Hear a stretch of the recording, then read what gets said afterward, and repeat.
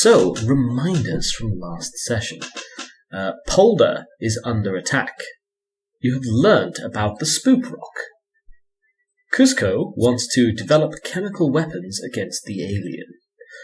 Benji wants to go to Polder. Mackie has 300-ish marines and a third of the other forces, plus the remnants of the Solian Salieteers. Ghoul has solid defences. Mackie is not going to Polder. Important, I guess. Mackie has covered every area within Albadur with thinly spread void ships, and the Xenos are flame retardant. Mackie is also Schlort this week, as Allwall has a thing on, which means that he will be replaced by Havoc Company Captain Carpy. Unless we want an Ollie alternate character, but I can't think of an alternate Ollie character. And Daka? You can't call him Daka. Can we not? Orcs exist, and you are aware of them. Captain Decor? Captain Decor! Sure, Captain Decor of Havoc Company. Should probably note that down somewhere. Cool. Okay. So, in the interest of continuing at the most dramatic point that we had only just left off, Team Rainbow Ocelot. Woo! I believe you were trying to enter the warp and had recently failed. Oh, yes. Can I facepalm? Probably all those spook rocks we have, eh? I hadn't thought about that. Let's dump the big chunky bit. When I say dump, I mean place gently back on the planet. And dump. That's actually a point. Sorry, I know that we're talking plans and RP, but considering they're null rocks, or at least I think they were null rocks, do we get the similar effects that you would from encountering a null? It's not something that you have experienced, an intense and overwhelming hatred instinctively for the rock. Your secret psyker has had some personal symptoms, but he's successfully kept them secret. Okay, cool. Fucking rocks stopping us from going in the fucking warp, man. Also, not quite the same thing as a null. Well, yes. No, that's why I was asking. Do you want to try and keep some small rocks? I think we should try to keep some small rocks, yes. Because either that means we'll get to keep some small rocks, or they'll all stay where they are and tear 100 small holes throughout our ship. Geller fields are really just more like guidelines. This feels like a whiskey situation. That is not a sentence that ever needed to be said, ever. I mean, I think it'll be okay. Well, alright then. Can I get off the ship before you try this? And then come back for me if it's successful. Yeah, why not take chances? It'll all go well, right? We're calling this one Nick's idea. Does everything have to be inside the ship when we jump to warp? When we jump to warp, when we enter warp? No, it depends. You've made some assumptions. You haven't tried otherwise. You do not have to have everything inside the ship. In fact, it's actually commonplace for Imperial armadas to literally chain themselves to each other in order to pass through the warp at more or less the same time. That sounds hilarious and terrifying at the same time. That is how they do it. They set up big tow lines. It's not the only way to do it, but it's one of the safest and easiest ways to do it. It looks dumb, but it works. So, how about we get rid of the big rock, because that's acting as an anchor, and we try to keep the shrapnel in a container attached to the outside of the ship, on the back of the ship. That way, if it does shotgun itself out the back of said cargo container, it's not going to damage the ship at all. Yeah, that's probably even science. You have no benefit, no way to. Oh god, did you just invoke science? No! What? Science has failed this ship. Science has failed our mothership. Oh, that even works, actually. Well, what are we doing? I mean, I think we just said we're going to put the stuff in the cargo container, attach it to the back of the ship, and jump over to... Where was getting attacked again? I don't think we heard news of that yet. Yeah, you have no idea that Polder is under attack. And it would take us, months to get there anyway? Probably not months. The warp is very calm at this point in history, which means travel generally goes a lot faster than it should do otherwise. And if you go along stable warp routes, it's probably assuming nothing goes wrong, maybe a fortnight, a week. And I just suggested we go to Chime, but we go to Hesperiid first, so on the way. I think at last check you'd said you were going to skip Hesperid. You said initially you were going to go there, then you changed your mind, and now you're changing your mind again. I'm not really fussed. Yeah, I think we just sell for Volant in the end. At least that's where I wanted. Okay, Volant. Yeah, I think we were going to check to see if they have any more spook spires on the planets that have already been crushed. Yeah, just a cursory confirmation. Okay. And you're going to hang those other ships out, those other rocks out in a container along the rear of the ship, otherwise. Yeah. Cool. Takes a couple of days to get everything set up. I suppose, were you actually depositing the rocks back on planet, or were you just jettisoning them into space? What are we doing? Let's put the big one back on the planet. Why don't we just aim it towards the planet? Because it'll burn up and break on impact. Who cares? On that note, chucking a big old rock at a planet is still probably not a good idea. Yeah. The rocks tend not to burn. It depends on the rock. The spoke rock, it'll be fine. Yeah, the planet might not be, though. Yeah. The planet might be slightly meteored. There's not anyone living there anyway. But there could be! Eventually, I mean. Come back, recolonize, repopulate. Seb looks at his master, utterly horrified. Well, right, have it your way. Yes, so many mechanical body parts, yet his face is allowed to endure. Some crueler members of the crew insist it's because the command crew enjoy seeing his looks of horror. Shh. Who truly knows? Tell him that. I think he realises that he's nothing but a joke to the three of you. Oh, okay. He gets to carry my servo harness now. Theoretically, he might even be able to hurt one of us with it. Whoa. That's too far. I don't think he has control over it, though, does he? Don't you have control over it? It's just being carried by him.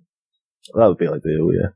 You need to give him an abeyant body for him to be able to have one, so that's going to take a while. A servo harness is just convenience. You can get all of the tools on a servo harness added as additional. This is a marine-grade servo harness. Those things are big and very heavy. You're assuming that Seb is allowed to maintain, biological integrity otherwise. He's really not. Yeah, but there's maintaining biological integrity and then being given an abeyant body. Those things are big and will take a long time. It's not difficult to just put tank treads on a human. You're not wrong if there was any concern for skill or craftsmanship or, basic morality. None of those things really enter into it. So, though perhaps they should. So, the three of you transit back to the planet and organise the depositing of the rock more or less back where you found it. It takes a few days. And then a few days to taxi back to where you were. In that time, did we get the message about Polder? I don't believe so. It's not been sent out, though, it depends on Coayah if he wants to transmit it to you. Yeah, I was going to say, I don't think a message went out to us regarding it at all. Yeah, it didn't it? I thought there was. No, there was a runner ship sent, but the runner ship just, immediately went to Coayah as, both the commanding officer and the nearest possible point of reinforcement. I'm sure Coayah then messaged us about it and told us to get there immediately. No, I sent messages to Mackie and Ferdinandi and not you. Yeah, I think the message to us you don't really have enough troops to make a difference, and you're on a different mission, so... Yeah. Yeah, fair enough. Yeah, just acknowledge that you're just not important enough,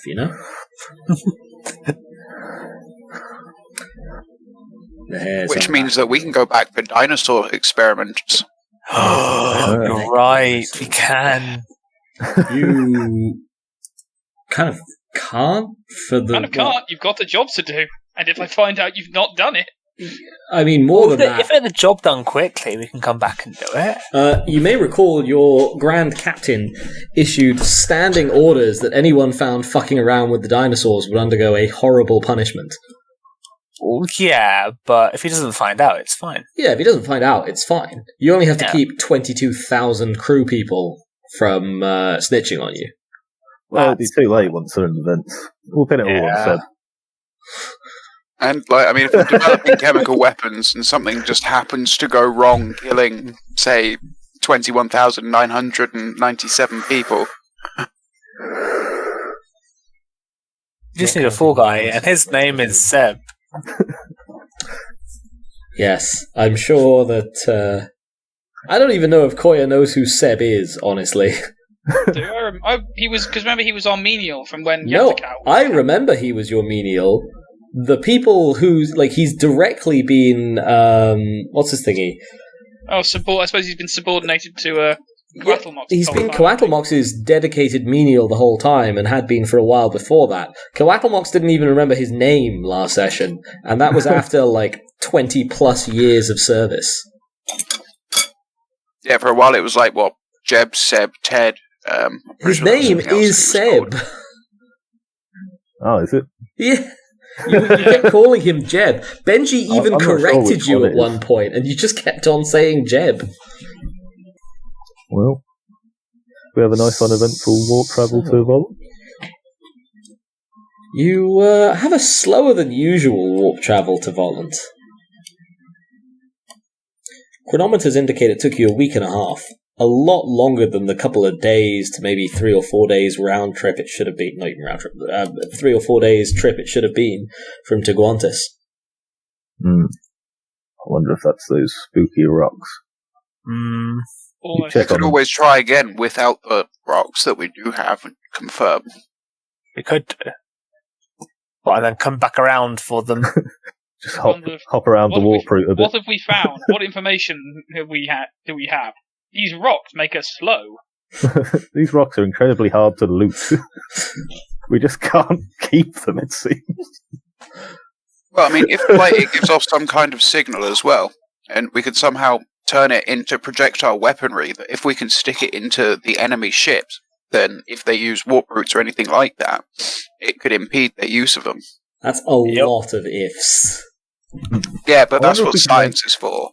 Some sort of containment for them. Hmm. I don't know what the hell we'd make it out of, considering it itself is a mysterious. I can start working on something. Anti-Emperine. Yeah. So I guess we just need loads of psychic energy, right? Enough to overwhelm the dispelling of psychic energy. That actually is a thing. Science? It doesn't usually end up well for the anti-psych, for the record. Isn't it Have just we got any draining the psych? batteries real hard? Oh, maybe if we just lasso them so that they're out of range of our gale field while we travel through the warp and see how they handle that. That will be the very definition of overloading something. So, I'm scared. Volant. Another dead agri-world. And I believe this was the second one hit, right? It was Teguantis, Volant, Chime, then Bountiful. I've got it listed somewhere. Teguantis, Chime, Volant, Bountiful. Chime, Volant, Bountiful. Okay. There is a much smaller survey team here, barely even a dozen ships, maybe 11 or so, monitor class mostly, scattered throughout the system, presumably taxied here by a larger vessel.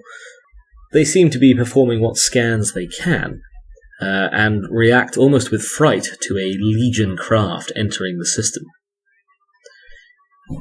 You are immediately buried under a flurry of hails, either demanding to know who you are or offering pure obsequience. What do? How do our weapons compare to theirs?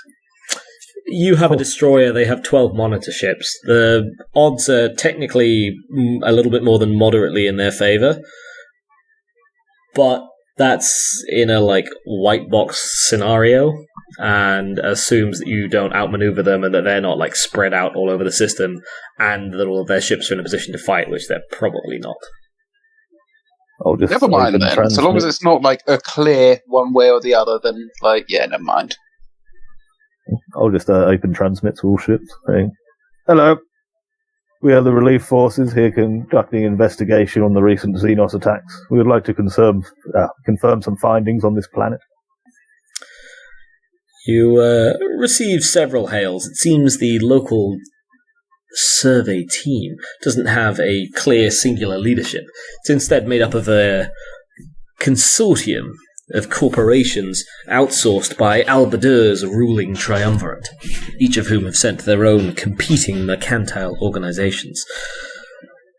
None of them react at this point with outright hostility, but their levels of civility are somewhat varied. What do? I'm just going to always talk to all of them at once. Broadcast again. A slight amendment to that to be slightly nicer to the ones that have been, better to us. We can give them higher pings so they get the message faster. Yeah. Well, I'll come to all of them. We are looking for any evidence of an anomalous bombardment site on planet, or some sign of destruction of an area that was not a usual heavily populated target. The locals talk amongst themselves for what amounts to a couple of hours before you finally start to get Vox pings back out towards the system edge. Fuck me, a couple hours? Do they take us for fools? I want heads to roll! Easy, brother. If so, it's up to you to do that. I'm going to grumble ruefully. As the apothecary bays for blood. There's been no one to fix up. Nothing to, fight. I mean, I'm starting to get antsy here. I mean, they're not helpful. We can always go down, steal a few leaders, eat a few brains. It's always eating the brains with you, isn't it, brother? Hey, it gets us the information we need. I'm sure this will be a nice, simple exchange. The responses you get back are, again, varied. Some of them indicate a number of minor bombardment sites. Others suggest that the entire situation is utterly anomalous, that there was no great reason to attack Volant, which was ultimately more remarkable almost for its stable warp route than for its status as an agri-world. It takes you quite a while to piece through the reports and confused communiques that filter in, before you're eventually able to build up a picture of the corpse of Volant. Indeed, once an agri-world, its low, rolling hillocks and marshes are currently wreathed in a colossal mudstorm. The planet, as with Teguantis, has been subjected to some amount of orbital bombardment. And this has stirred up local meteorological effects that have swept the planet. It's essentially one colossal tornado down there, and looks like it will be for some months to come. They have identified a number of areas that they think have been attacked through gaps in the storm, or particularly piercing equipment, but it's difficult to get an exact tally. And certainly in terms of anomalous places, Volant has little in the way of maps out of system that are considered up to date. It had only recently been brought into compliance. How many population centres were there? Several dozen. 40, 50, 60. So you're looking at a population of somewhere between maybe 750 million and 1.5 billion. Sure. And Giant space Iowa. There's been signs of bombardments all over this planet, right? Not all over it, more like the Either the weather was unstable or the bombardments were targeted in order to stir it up. I mean, how difficult would we have time getting teams down onto the planet to confirm, considering the current meteorological conditions? Craft would definitely be at risk of crashing. The survey teams have tried to land a few. The people they've got down to the surface successfully haven't necessarily had an easy time of it. They've not come back completely empty-handed, but some of them haven't come back at all, and those who haven't delivered necessarily particularly satisfactory answers. The existing survey ships in system, most of them, are scattered to the winds, combing the worlds and assorted orbital debris, wreckage from around them that ring the rest of the star. There's just a couple in orbit over Volant itself, forlornly trying to gather what data they can through the storm clouds. Well, I'd be happy to jump to another planet for now. I don't know about you guys. I don't think I have anything else particular to investigate here. I want to stir up the factions before we leave. Oh dear. Before we do anything, I just want to ask, did we get any, auger readings of the spook rocks? I don't think you've tried, particularly.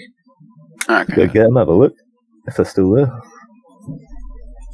Yeah. Because I mean... You've still got them strung out on a crate. In a crate, rather. Cool. So I just, basically, I figure if we can get some kind of decent readings from them, maybe we can match those to potential readings we can get from a planet rather than dicking about with a needle in a haystack. Okay. You can either roll your own scrutiny over perception, or you can take a crew roll at 40 around there. Unless there's anyone that would assist with this, I'm probably going to take a crew roll. Let me look at my skills. My perception is below 40, so... Is scrutiny special or basic? Basic. Basic. Okay, can we assist off of basic, or do we need trained?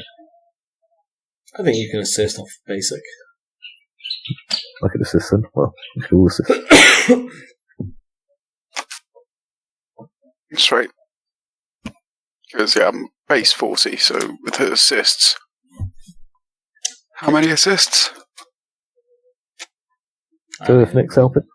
Yeah, how about? Okay, there's 2 assists. Roll away. 60 or under, baby. Ooh. That's 3 degrees of success. Excuse me. On, a bullshit meter reading! It's less what your augurs detect, and more what they don't detect. For something that was so close to the edge of the ship's Gellerfields, really you would be expecting a lot more background empirine activity. It has a way of sticking to things, seeping into their very being. And with these rocks, and indeed the chest, and most of the chain near to them, that doesn't seem to have been the case. If anything, they seem almost aggressively mundane, other than beginning to slowly fracture and crack under the pressures of the absolute or near absolute zero of space itself. Curious. Very curious. Brothers, what make you of this? Potentially something we could detect if we could deep scan the planet. Look for signs where we detect less. This is indeed a conundrum, to detect that which is undetectable. Yeah, you'd probably be looking at maybe a minus 25 or so, I think. Scrutiny over perception for looking, scanning the planet in detail. It's probably worth it before we leave, yeah. Do the same again? I just used a good roll. Just get another one. Oh yeah, just get another one. Screw it. Rolling on a 35, I believe that is, with 2 assists. Alright, that's D100 to scan the planet, and here we go. I mean, it's not a terrible roll, but 1 degree of failure. The mudstorm defeats your augurs, sadly. You do your best, but even after a day's furious working and coordinating amidst the members of the command crew, there's just no reliably penetrating that thick, oily soup. You'd really have to either manually dispel it or wait for it to lapse, and neither of those are particularly appetizing options. Meanwhile, Coayah, what percentage, or what are we doing? You said you were going to start heading on your way to Polder. What are your orders? What's your Well, I thinking? figured that Polder should be able to hold until I arrive. It shouldn't be that long a walk transit.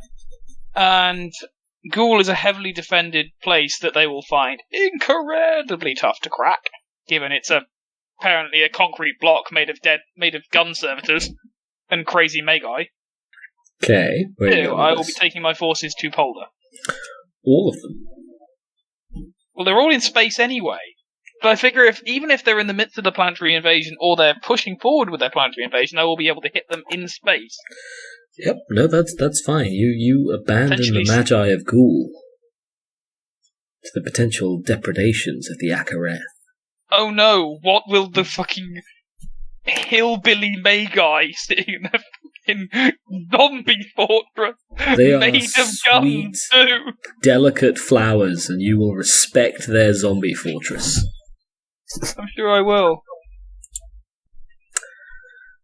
And with that, the command group of the 2nd Legion, 2nd Grand Company, departs from Ghoul in one rapidly organised mass and heads on its way to Polder.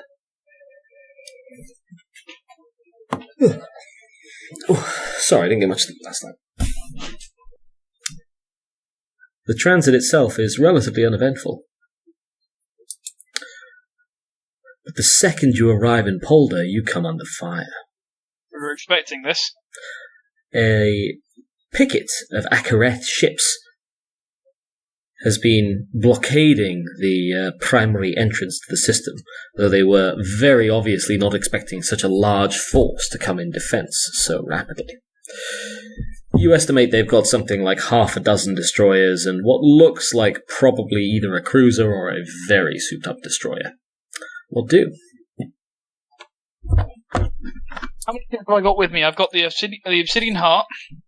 You've got about a third of the force with you total, I believe, because you said you wanted to have a third of Fernandia. Yes, but how much is a third of our forces total?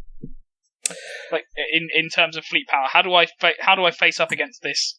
So you definitely significantly outnumber them. I don't think you, strictly speaking, have exactly accurate tallies on how many ships you've got, and if that sounds frustrating, it is definitely frustrating in character as well, because you have absorbed a large number of remnants, so you functionally have, like, not to mention your attached civilian fleet, you essentially have a very large baggage train. Yeah, but how many ships do I have military now? Ships, yes. You've probably got something like maybe... No, not probably, because I spent how long drilling my men above Polder? Fucking Ghoul, sorry, and I got 4 degrees of success. How many ships do I have? So the probably there is not... The probably there is because the answer is somewhat variable depending on what you want to classify as a military ship. You have about half a dozen cruisers, and maybe we'll call it 3 dozen destroyers. But because you have such a large civilian baggage train, and comparatively few of those ships are utterly unarmed, you could quite easily press, if you wanted to / had to, press a number of ships from your baggage train into service as somewhat sub-escort level vessels, but they can still tank shots even if they don't have void shields, and they can still take off a few get off a few pot shots themselves. In which case, given I have half a dozen cruisers, is that including or excluding the Obsidian Heart? Including, right. In which case, I shall take the Obsidian Heart and 3 crews and 2 other cruisers.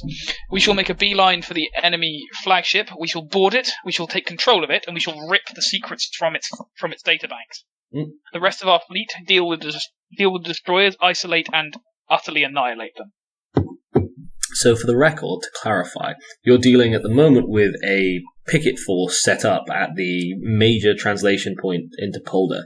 There is another larger force of Xenos ships sieging Polder itself. It's still smaller than yours, but it's not just the half a dozen destroyers and one cruiser. Yes, but our first port of call shall be to... Okay, in which case I shall change... How many destroyers do I have, sorry? Roughly? I think I said 3 dozen. In varying shapes of, refit and repair. Technically the same applies for your cruisers as well. In which case we shall use... in which case we shall do it. In which case we will be taking... The aim is to destroy completely annihilate the destroyers, but aim to disable the engines and engines and weapon systems of their cruiser / big souped up destroyer thing they've got. Mm-hmm. Then we shall leave it drifting in space, unable to translate or move, as we then move to take the main force. You've got a very significant numerical advantage. It's still quite a skilled thing to set up. I will take command at a -5, please. That a flat with 4 factoring in. Yeah, it's a flat. Yeah, you can roll it over either intelligence or fellowship, whichever's higher. Do fellowship, please, which is definitely higher. Fail, but I shall use a fate. That's part of only 1 degree. Sorry, my brain's flagging. I'm just going to put the kettle on real quick. The idea that I wouldn't have counted how many ships we have is offensive to me on such a deep level. It's, they don't stay still whenever you try and count them. They're mischievous. They just keep swapping around in the picket line. They do when we put in for repair. That's what you think. 1 degree of success. The thing that you note in your first engagement with the Ak'haireth is that they are worryingly good void fighters. Your destroyers move to surround them, but they simultaneously spread out, and yet, when you try to push an angle, draw back in as quickly as possible, covering each other with overlapping fields of fire, punching significantly above their weight. And yet, a void ship needs to punch a little bit more than significantly above its weight to outdo being outnumbered 4-1. 6-1 even, actually. And so your fleet, with moderate casualties of maybe 3-4 ships, does manage to surround the Xenos destroyers and carve them into ashen lumps, hulks drifting through space. The cruiser proves to be a more troublesome foe, getting a deep gouge and causing some down the side of, and causing some major damage to one of your surviving cruisers yourself. But again, there's only so much that one well-commanded ship can do against a foe so superior in numbers. You manage to hulk it, taking out the engines and the void shielding, as well as most of the major long-range weapon batteries, and leave it drifting, motionless through space. Around Polder itself, even from this far-ish distance, some hours' worth of void travel away, you can make out what must be another 6 cruisers, as well as perhaps 24 destroyers and a particularly large troop transport vessel, or so it seems, disgorging dozens, hundreds, maybe even slightly over 1,000 transports down towards Polder itself, and then taking others back up from the surface, presumably refueling and resupplying fighting formations down on the tiny agri-world's main landmass. What are we doing, Coayah? Where's the third of the fleet that I left here? Is it in system, or has it been... You didn't leave a third of the fleet here. You left a third of the fleet at Albador, a third of the fleet was with you at Ghoul, a third of the fleet went to Ferdinandia, and Polder had a picket force. No, third of the fleet was at Polder. I sent a diplomatic mission to Ferdinandia. Why would I send a third of my fleet to defend a civilized world? Well, you sent a third of your fleet to defend Albadur. Yes, on the outskirts of space, where the... Albadur's not on the outskirts of space. I'm calm. You have changed your defense allocations every session so far. No, I haven't. Yes, you have. I set up a straight 3-way split. It was not a 3-way split. You had a picket force at Polder. In what universe would I put a picket force into a system I think is going to be attacked, and then send a third of my goddamn warships to a system I'm pretty sure isn't going to be attacked, and has its own sector defense fleet because it's the Because capital? you thought all systems were going to be... Subsector. Because you thought all systems were going to be attacked, and because you were complaining last time that Polder, which you were saying was the least defended system, was going to get attacked because you thought it would be least defended. Polder was going to get attacked because it didn't have a PC there, and therefore an astropath. I did not have a third of the fleet at Polder mentally. I do not recall this being said. Does anyone else have a memory of where a third of the fleet was supposed to be? No. Is it on the footage? Yeah, I reviewed it on Sunday, and I remember myself being correct then, but to be fair, I think Benji also listens to the sessions and presumably remembers it differently, so we're clashing on that. Well, I'll give you the benefit of the doubt. So a third of the fleet at Polder, apparently. That is, in that case, roughly half a dozen cruisers and roughly 3 dozen destroyers simultaneously. They are harrying the Ak'haireth lines, but you can see the burnt-out hulks of 2 of the cruisers, as well as perhaps half a dozen, maybe 8 of the destroyers. It's difficult to tell given the state they're in. And the remaining force is playing defensive, but doing their best to intercept Ak'haireth troops going down to the surface, whilst presumably stalling for time and reinforcements. What do? Not you, Cat. Benji? Where in relation to us are the other is the other half of the fleet? So, Polder itself is maybe like half a system away, and the planet is between you and the remnants of the remnants and the rest of the fleet. But they're not like too far away from it, sort of like, imagine halfway between Mars and Earth.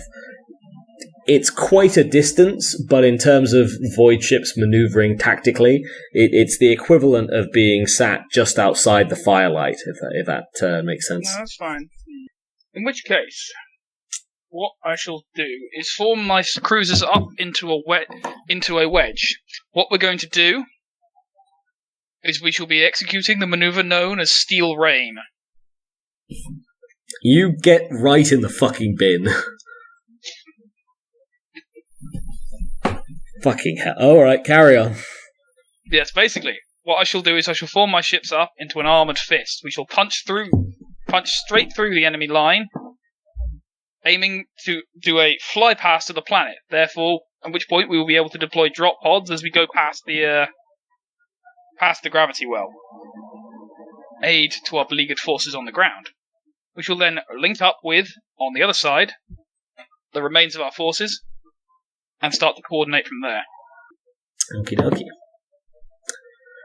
I think my kettle's gone, so I'm just going to have a tea. But we will do that the second I get back. Does anyone else have any input on this space battle, or...? No. Are you doing alright so far? Beating the boys? Be interested to see if you can get aboard one of their big ships. I'm going to be launching my Marines to aid the situation on the ground. Is make sure we'll see if you can, like, safely, if possible, capture. We've already got one of their ships disabled as part of their picket line.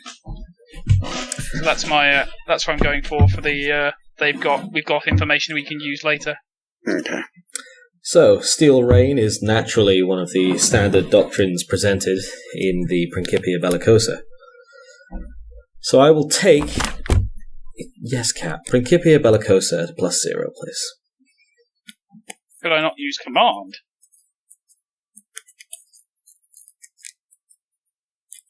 On the one hand, yes. On the other hand, I feel like this is a standard doctrinal thing. I'd be very happy for you to roll Principia Bellicosa over Fellowship, though. Or, like, in what way is this not the standard Steel Rain? It is the Steel Rain. Right. Okay. That is a pass. Yeah, it's a pass. I'll take it 1 degree. Yeah. Like, I could get better. You know what? I could get worse. Smart. I no need to play it too riskily. So, as before, the Ak'haireth proved to be worryingly adept void-based forces. The cruisers move to intercept you as you as you begin your hard drive on the planet. And it's only the sheer force of the destroyers you have with you soaking up their fire and dishing out return fire that allows you to get in a solid drive-by and begin throwing drop pods and dreadclaws down at the planet. All the while, their larger transport craft, even from a distance you can already see, is no longer spewing out craft, but is now beginning a full-scale withdrawal. Your augury arrays easily pick up that it's taking on hundreds, no thousands of craft every other half an hour. The only major hiccup in your plan is when the force on the opposing side comes forwards, letting you know that they are moving to link up with you, providing pressure from the other side. As they move within range of the transport ship, a colossal energy weapon scythes out from it, carves straight through the shield of a cruiser, and all but cores the ship. Otherwise, you may consider yourself in the thick of it. Your cruisers have driven on the planet, your drop pods are raining down, and your destroyers are holding their cruisers at bay. You are on the opposite side of the world, so not even quite fully the opposite, but like maybe at a 40-degree angle type of a thing, so out of some weapons range at least of the transport, non-transport, and the allied ships on the other side are moving forward to meet you, but have just taken a massive loss. What are we doing? How many large-scale ships do they have left in system that could flee? All seven that were engaged in the planetary invasion. The 6 cruisers that they have that moved to intercept you are harried, but they're putting up enough of a unified front that your destroyers are having trouble really battering down their voids. And the larger transport, non-transport that they've fielded, it's maybe half again the size of a mass conveyor, is worrying. It's having issues. Is still going and is utterly unconcerned with. Oh, well, not utterly unconcerned. It's still taking on craft massively, beginning a withdrawal as quickly as it can. But it hasn't taken any meaningful hits. Though, to be fair, it also hasn't sustained a substantive. It hasn't undergone a sustained bombardment yet. What do? I don't see the point in overly harrying the this strange transport thing. That weapon is utterly devastating, and if I was losing Insidian Heart, I think Cread would cry. That's fairly accurate. Yep. Be like when Ollie suggested put hot gluing stuff to Terminator armor. Potentially worse. But I know it's only potentially worse. To be strictly fair to Ollie suggested inlaying stuff in Terminator armor. You suggested hot gluing stuff to it. No, young Nicholas suggested hot gluing stuff to it. You were talking about hot gluing servo armor to it. No, I wasn't. I suggested installing a servo arm installing and hot gluing are not the same thing. That's not technical engineering. Who would know better? In any case, if that transport vehicle looks like it wants to try and make an escape from the system, I'd say we want to let it go. Follow it back home. Unlike other unlike other space opera settings, it is entirely possible to track a ship through the warp. It's not super easy, but it's doable. It's not dissimilar to like tracking a criminal with dogs, basically. You can do it, but you might have issues. That going is fine. We want to try and eliminate as many of these. We want to try and eliminate as many of their cruisers as we can, whilst not outwardly destroy them if we have to, cripple them if we can, so we can board them and rip the information and personnel out of them for interrogation. Okay. So, one corollary in that case. How willing are you to destroy them? Is it you want to keep them preserved, but you'll destroy them if you have to, or you'll destroy them, but if you can preserve them, then that also works? Destroy them, but if I can preserve them. I already have one of them. Cool. Okay, then I will take a command at +0, please. I'm not asking for specific tactics, because at this point it's basically bring your cruisers to bear, your destroyers are already in the fight, it's like thick and fast tactical action. That is 4 degrees of success. The cruiser flight swings back around, gracefully coming up on the Ak'haireth cruisers. Their destroyers are falling rapidly. Your own has taken casualties. Or have taken casualties, rather. But they outnumber the enemy greatly. And once you begin siding into their formation from the rear, it becomes pretty clear that their situation is unsustainable. Did you say 4 DOS? 55, +0 is 65, 75, so in fact 5 DOS. 5 DOS. One by one, their cruisers are scored. Hulls rent apart by colossal laser batteries, or annihilated by fierce macro-cannon shells. Their ragtag force of alien, human, and stranger still ships is blown apart. As each craft dies, they seem almost to disintegrate, as though some animating force was itself coming loose. They begin simply shattering in the void. 5 cruisers are annihilated in this way, and one more has its front rent off, but its rear half, with its reactor severed, is left functional, but unable to do anything. Life support slowly failing, but the superstructure relatively intact. It looks to be a comparatively newish and grand-scale human pirate vessel. Their destroyers are either picked apart or in a few instances run away, successfully translating to the warp as they puncture through your picket line in 2s and 3s. The force you left defending the planet has done its best to approach, but they've lost another 3 or 4 destroyers trying to move past the transport ship, and ultimately have been unable to commit their forces without suffering extensive losses. Understandable.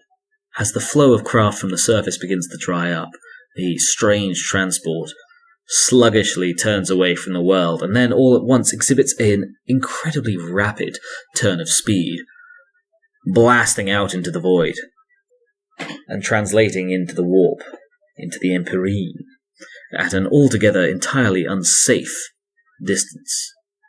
Now, if only you had, some kind of weapons made from nullstones that could inhibit their ability to do such things. Next time. The bridge smells uncanny. The bridge smells, usually of oil and sweat and occasionally fear. But now there's an almost eggy, brimstone-esque stench permeating through the deck. That's not good. Meanwhile, Team Rainbow Ocelot, what are we doing? Woo. Tea party. I say we go to the next planet.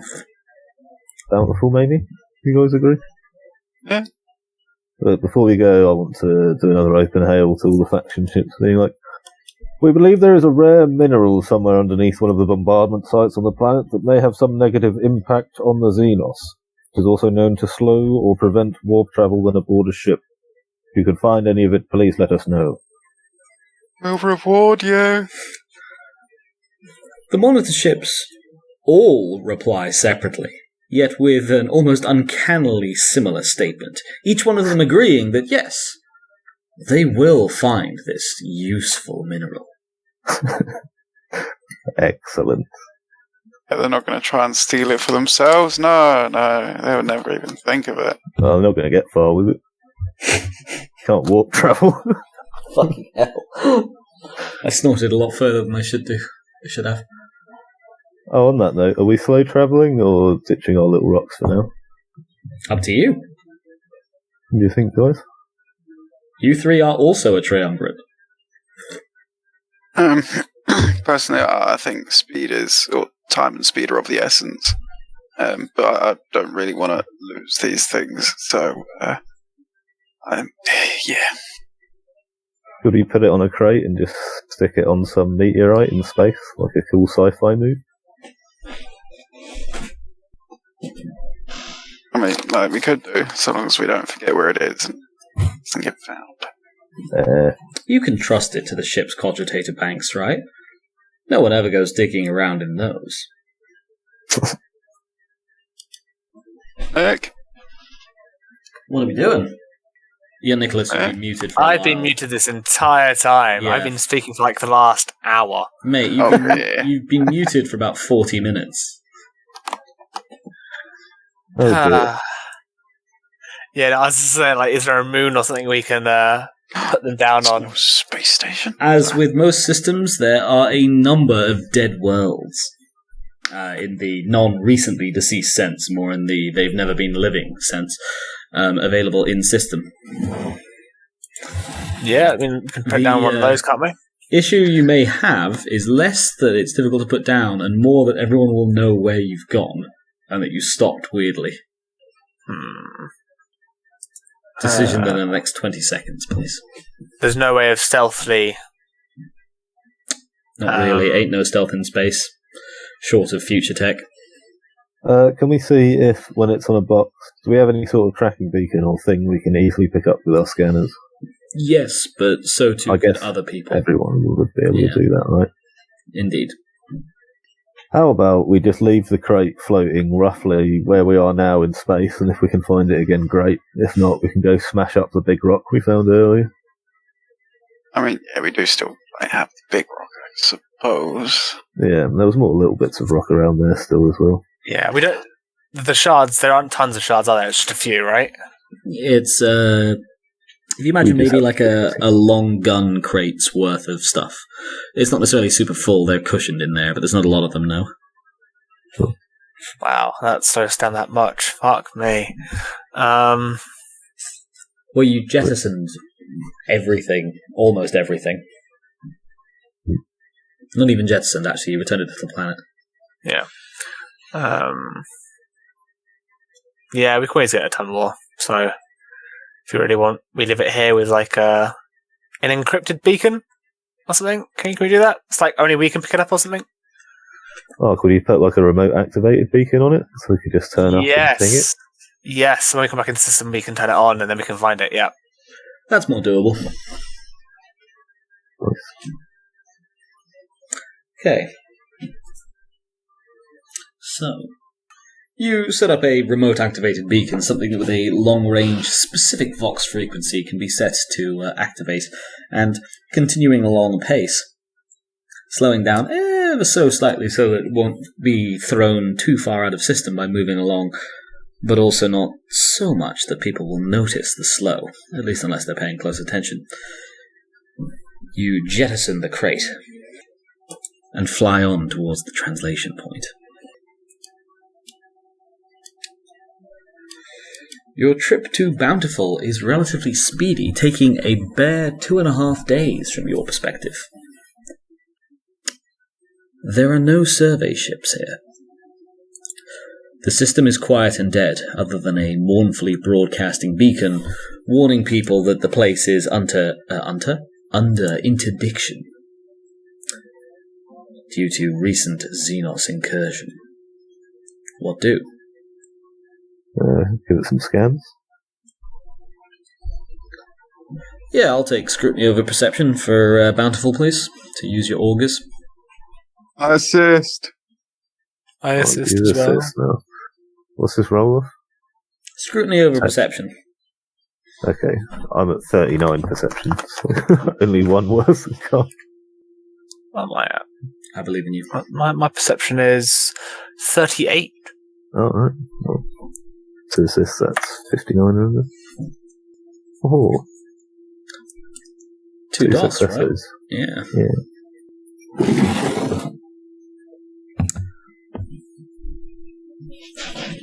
Bountiful has been thoroughly defiled.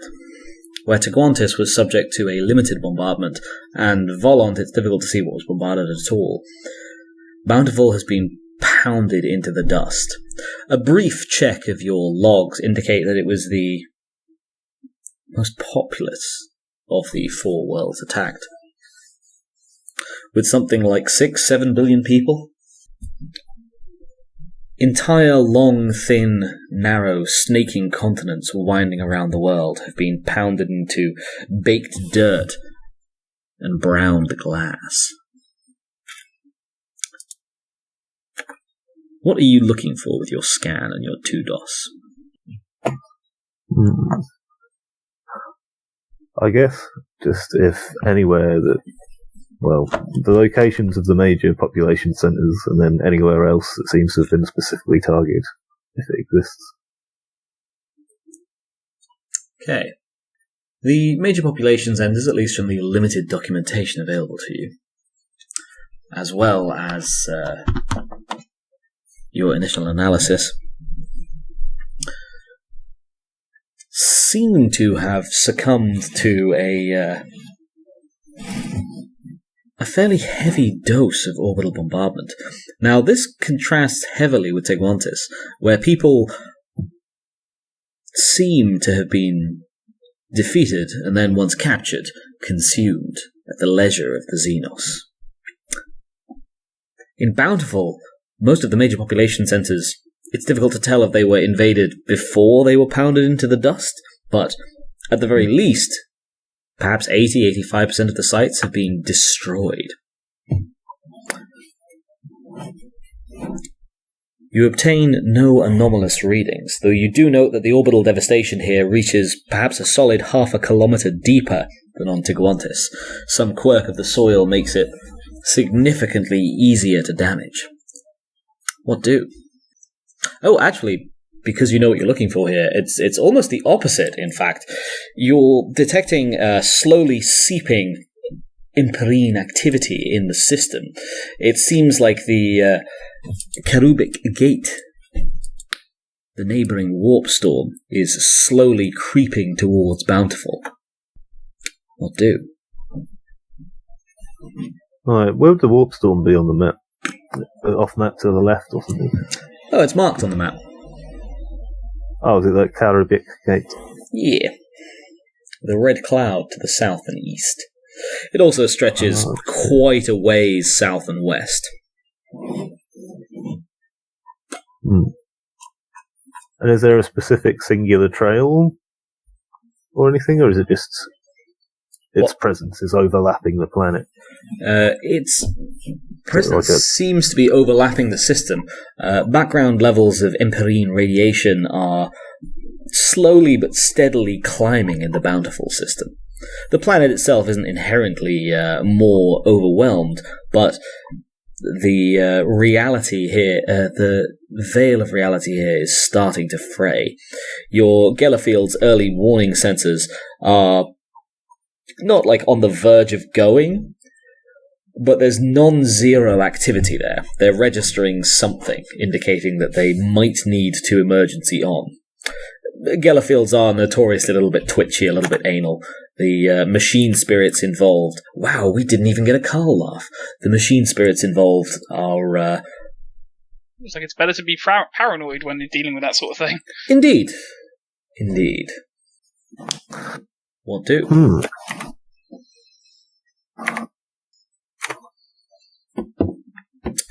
Is your Nicholas muted again? Oh no, Carl's muted this time. You say there were some population centres that were left not totally bombarded. Yeah, about 15% of them. Actually, just going to nick my glasses real quick. Talk amongst yourselves for a moment. It feels like Team Rainbow OCELOT probably wants to coordinate. What are you trying to do here? Because you're I think, coasting a little bit.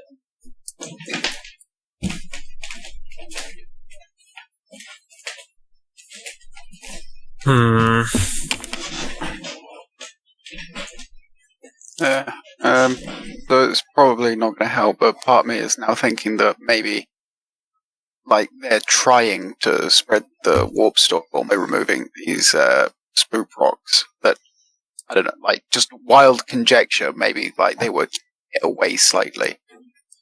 That would make sense.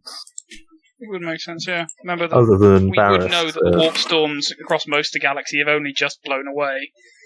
Yeah, because other than Barris not getting attacked, the planets are lined up on the border of the warp storm there, and Polder's right on the edge of that warp storm as well.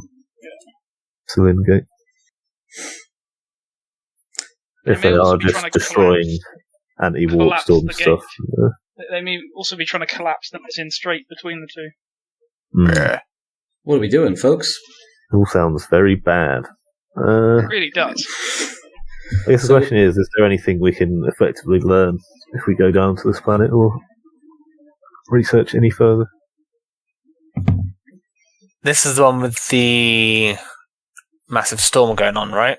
No, that was the last one. That's okay. This is the one. Okay. The weather on Bountiful is actually, honestly, weirdly calm and static.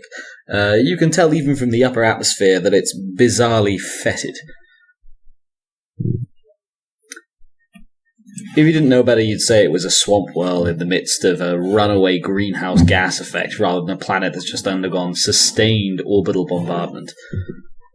The winds are sluggish, the water brackish, and the remaining ruins of cities beginning to slide long and low into the seas.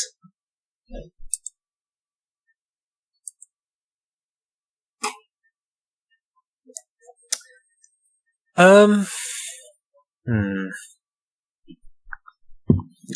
going to give you all 10 seconds. If you want to do something, that's cool. Otherwise, I'm probably going to switch back to Coayah. I feel like you'll need a game plan. Yeah. Need to find strategies to beat these things. I'm assuming once more, anything with bone was killed, and the survey teams came in afterwards, right? They're actually... So you do have reports of the survey team from Bountiful, but these reports weren't supplied to you at Bountiful, they were supplied to you in the immense amount of data you took on at Teguantis. Okay. And Bountiful seems to have been given a comparatively cursory glance. It was such a much more Leviathan job that they just haven't got round to it yet. They whacked the beacon down, and then because it was the last one hit, I believe we said it was Teguantis, Chime, Volant, and then Bountiful. Teguantis got the largest survey team. It was the first up, so it's still undergoing its massive investigation. Bountiful is scheduled, but the Administratum moves slow, even the local variant thereof. What do?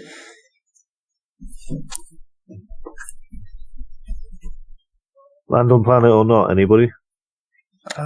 Tell you what, you'll need to elect someone who's going to be in charge of your expedition.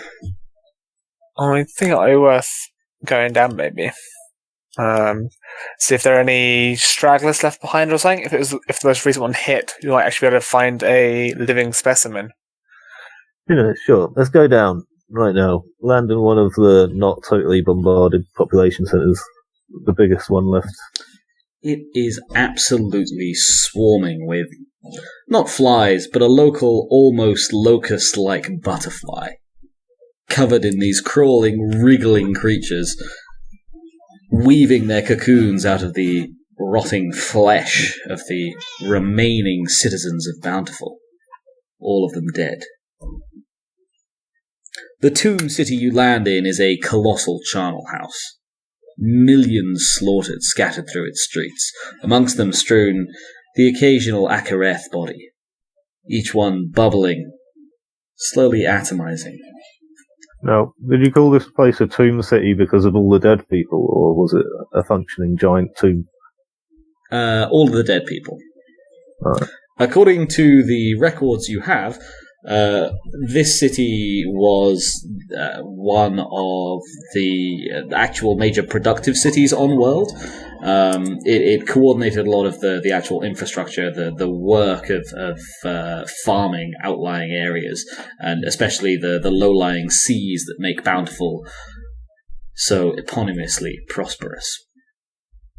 The majority of the other cities seem to have been zoned for tourism is the wrong word, but they were popular jaunts for nobles from Albadur, Ferdinandia, Naxos, etc., etc. Almost the rest of the cities, the ones who've been mostly vaporized. What are you after down here, folks? Could I check again, like I did on that other planet, see if they've left any unique residues or traces behind their feedings or movements? It is difficult through the year-plus worth of delay between Bountiful's death and your arrival, and the sheer amount of alteration performed by the insects. Their cocoons are everywhere, their living, wriggling and fluttering bodies even more widespread. And in places, the human and Ak'haireth corpses are so utterly defiled that it's genuinely difficult to tell which is which, at least without stepping on it. One thing you can say about human corpses is that they at least tend to snap beneath power-armoured boot. Terminator armoured even.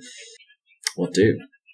Well, I'm really wondering is why they wouldn't have attacked this place, but I guess they might have just saved a spot for feeding or something. Because if it had anything they didn't like in it, they probably would have blasted it more, right? A little paper blows down the street. Let's just grab some samples of their corpses.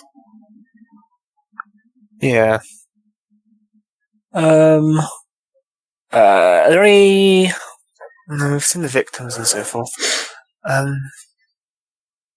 We've seen videos of the victims. We haven't actually had... Have we had any physical corpses to study? Yeah. Yeah, quite a lot. Okay, we had a load back on Tequantis. Yeah. Nazeem. I remember we had the videos. Sorry, Kuzco's cut up quite a few at this point. Nice. You know they've got asbestos in them. Young Nicholas was talking about the victims, to be fair. Yeah. But yes, you have also had the alien corpses, and you've cut those up. And burnt one. In fact, burnt more than one, but one you just hucked on a bonfire. Science. It was for science. Looking around at the carnage, can I tell from blast impacts and so forth whether any kind of specific tactics were in play, like surprise or any specific kind of What are you strategy hoping for here? Because you have a number of videos of the Ak'haireth fighting. Rather. Yeah, we have them fighting as well, do we? I thought we just had them feeding. No, you had them fighting. You even sent it, you didn't watch them, but you did have a load that you even sent on to your commander. Okay. Do not worry then. I'm trying to figure out what sort of strategies they use to fight and how to counter said strategies. Frustratingly, in your limited analysis, they do not seem to have a particularly obvious weakness. They're pretty decent fighters, all told, looking at them. Their tactics aren't anything amazing or marvellous, but they are robust and they seem to make a good use, in fact excellent use, of the scavenged gear they have.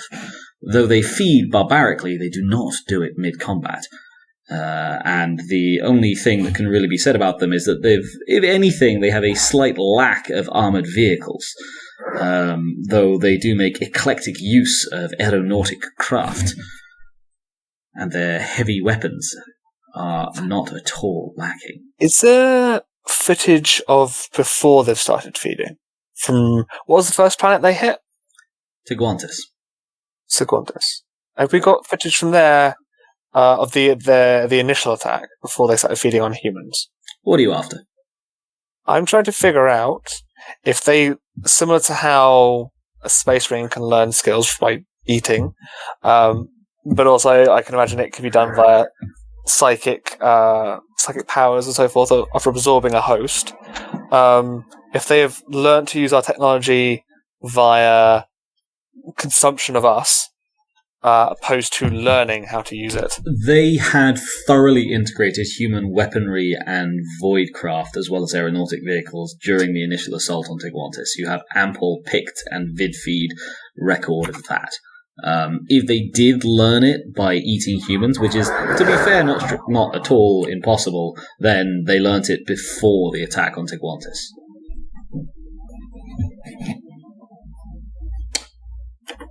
Sounds like you all are a little bit stalled, so I will give you some time to think, and we will hop back to Coayah. Coayah, you have relieved the force at Polder. Casualties have been taken. You have a number of ships that are going to go back for refit and repair, as well as more than a few casualties.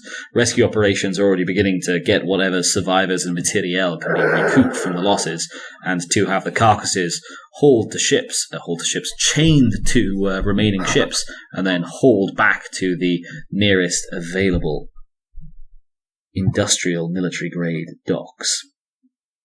Well, I presume at this point I would have put out a call to Omnicantis on the to the Omnicantic leadership on the astropathic communique is going, yo, we got ourselves some salvage here, boys. Rather, a slightly more, shall we say, professional way of saying that. Yeah, no, you sort of... Plunder! You pass on the... Oh, wait, sorry, just to clarify, do you mean your ships, or do you mean the Ak'haireth ships? Both. You said they had a bunch of plundered human ones as well, so yes. I presume the Admech will want that. Mechanical. Yeah. On the Cantus will want the ships. Yes. They will want the goodies. Yeah, I mean, if you're willing to give it up to them. It is yours by right of conquest. Yes, but equally we can't refit them. We can't really use them without a refit. So...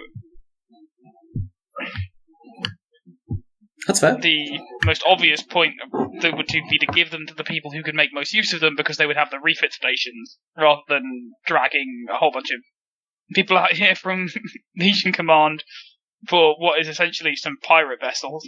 You could ask for a free refit in exchange or two, maybe? True. Thrown out there.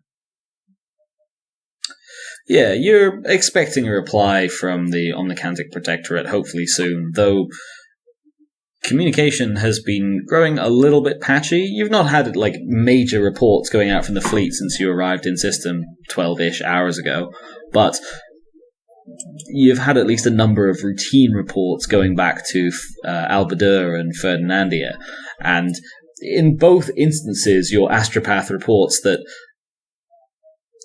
the Emperine is getting more difficult to traverse. There is a proverbial storm, and he seems to regard that somewhat literally, despite the usage of the word proverbial, on the horizon. What do Coayah? I presume that they took all of their... varying... They took all of their varying troops off of... Polder. Yes, sorry, I've positioned you poorly on the map, so you're covering the name. I will move that. Yeah, they actually did not. They recovered what they could, but there are isolated pockets of resistance still ongoing on Polder. The amount of drop pods you flung at the surface, they've smashed and annihilated the alien offensive. It's not a major issue down there, but the heavy casualties that were already being taken have left huge gaps of wilderness and torn up terrain for the surviving Ak'haireth, though their numbers shrink. to hide in.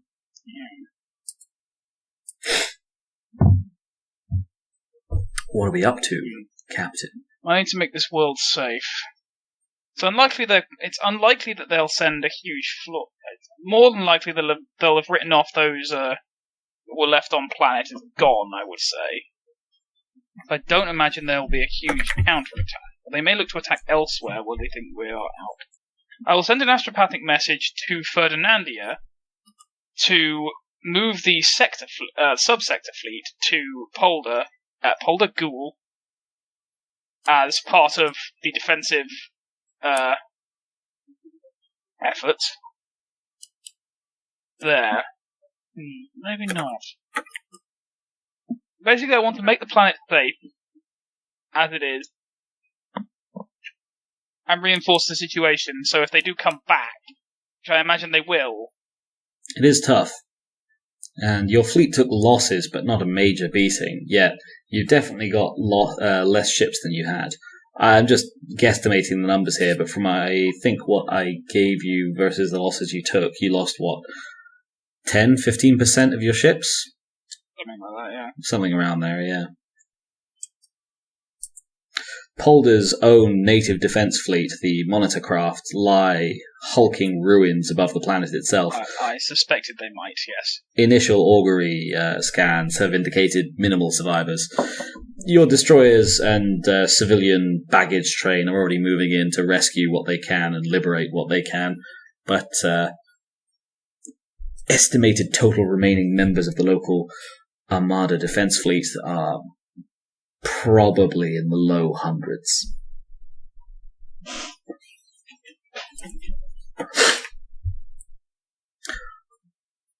Polder itself seems to have undergone preliminary orbital bombardment in a number of areas. One major civilian location, though also, curiously enough, a number of the seas have been bombarded.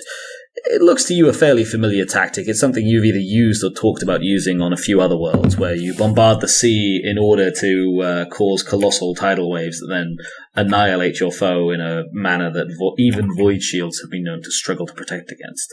You don't care about consequences, yeah. Exactly. Though, if that was the goal, they are thoroughly ineffective. They've missed most of the major population centers. They've caused storms in, honestly, large areas of ocean, which aren't really sending colossal tidal waves straight at large groups of humans. Still causing damage, but by the time they hit cities, if and when they hit cities, they're really only killing tens of thousands of people, not millions.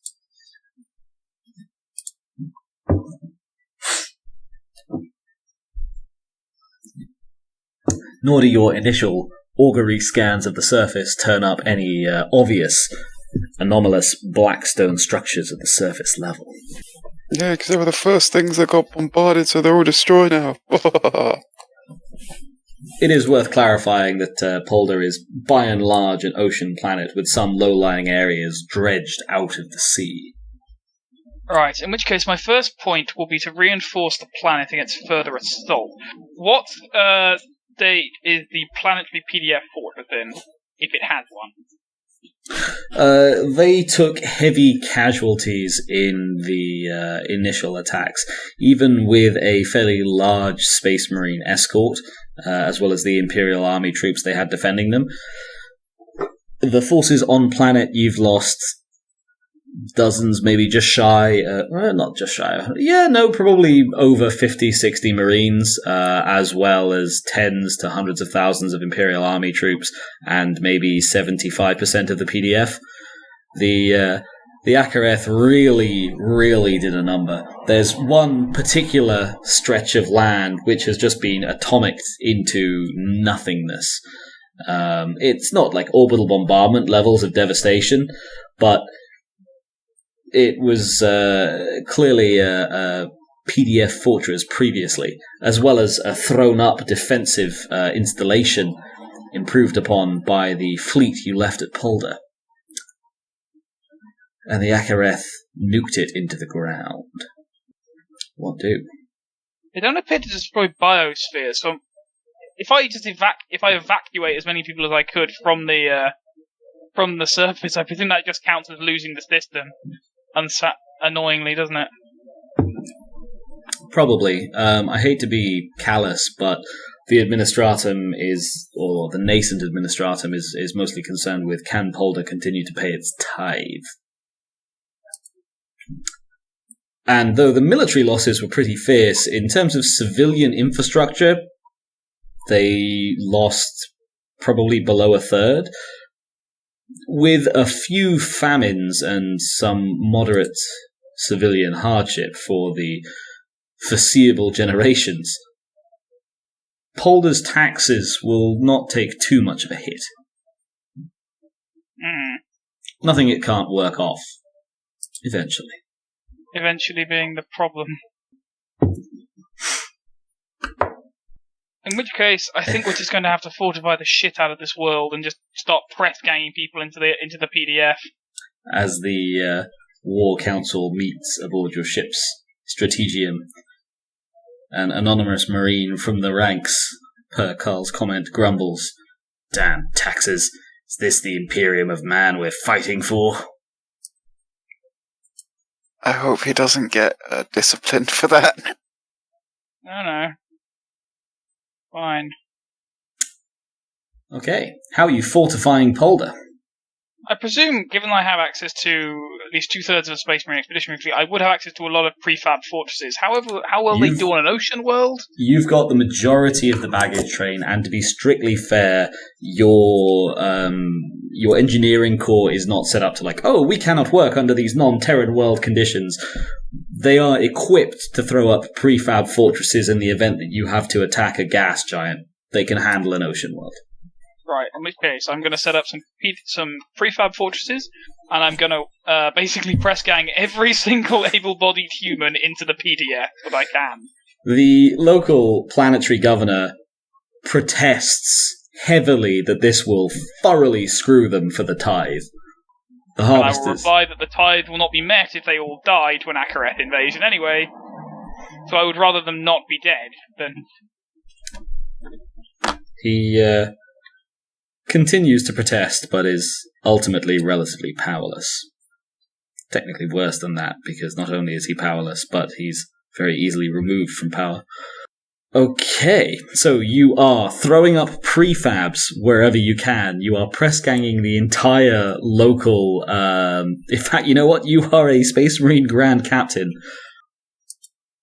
I will say, with the mood as it is, with the remaining members of Tactical Company... not even the remaining members. The remaining members of the crew with you, the Legion crew at least, and those Tactical Company members you have, there is some pressure from amongst the ranks to tweak Polder's contributions to the Imperium. It is an agri-world, but does it have to be? This planet needs to survive. It could be reclassified forcibly. You have the authority. I take it we'd reclassify it to a fortress world or something like that. You have the authority. You can reclassify it to whatever you like. Well, not the Forge world, I guess. That's Mechanicum stuff. But otherwise, this is a frontier law situation, and you are the sector sheriff. What do, Coayah?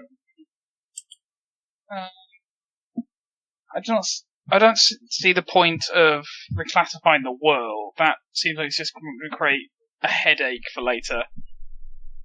But I will say, at the moment, to be strictly fair, though you will have absorbed in a number of members of the murder back with getting this other third of the fleet, I think probably most of your NPC command council are members of Tactical Company, so they're not going to super balk and revolt the second you go against their will. If that affects your decision. It doesn't, but... No, I think leaving it as an agri-world is fine. Although we could classify it as a frontier world, because technically it is now on a new frontier. Would relax their tithe. Yes, I think if we reclassify them as a frontier world, then they'll have a much lower tide, and we'll be able to keep more people into the PDF. Just draw a little F on Polder.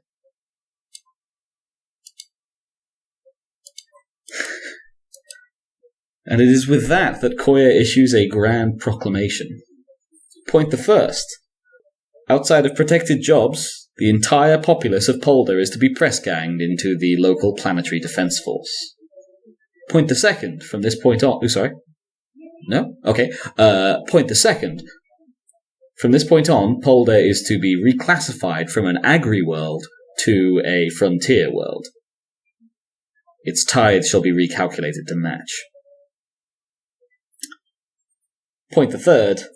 Your expeditionary fleet will begin throwing up defensive structures in order to make the world as impregnable as possible. It is up to the local Poldarians to maintain these defences, as well as staff them insofar as is possible. I am fortifying this planet. God damn it, Benji. What would you like to roll on this, Coayah? You don't need to roll for the reclassification, but for the fortress stuff. Well, I am commanding, but I feel I can't just use command for every role ever. So certainly, it probably wouldn't be over fellowship. Principia Bellicosa? Yeah. Yeah.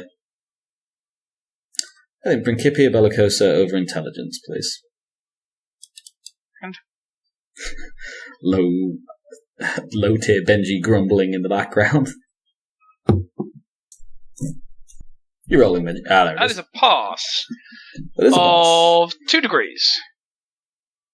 So 2 degrees, weren't you 45 or under? Oh, it's plus 10. Yeah, I got plus 10 in Sorry, I completely did not realise. I am a Spethmarin. Spethmarin. I am to Empress Furre. And You yes, I wasn't aware that that pronunciation makes it sound very, very strange. How is your Space Wolf army doing? I burnt it. I burnt it long ago. So, Polder. It's been a bad couple of weeks for Polder. First, this occupying Imperial force arrived and started eating all their shit. Then shortly thereafter, a nightmare alien race marched out of folklore and into their lives, and began erasing them, one by one, from existence. Between bombardments, atomics, and planetary invasion, as even the Emperor's Astartes began to collapse under the fury of the Xenos assault, the locals were thoroughly convinced that their doom had come. Punishment for giving up their old gods and joining this atheist Imperium. And then at the last moment, reinforcements. The ground assault continued on until the very last moment, but the aliens were wiped out, forced back, difficult to tell with their satellites annihilated in the opening hours of the assault. Nevertheless,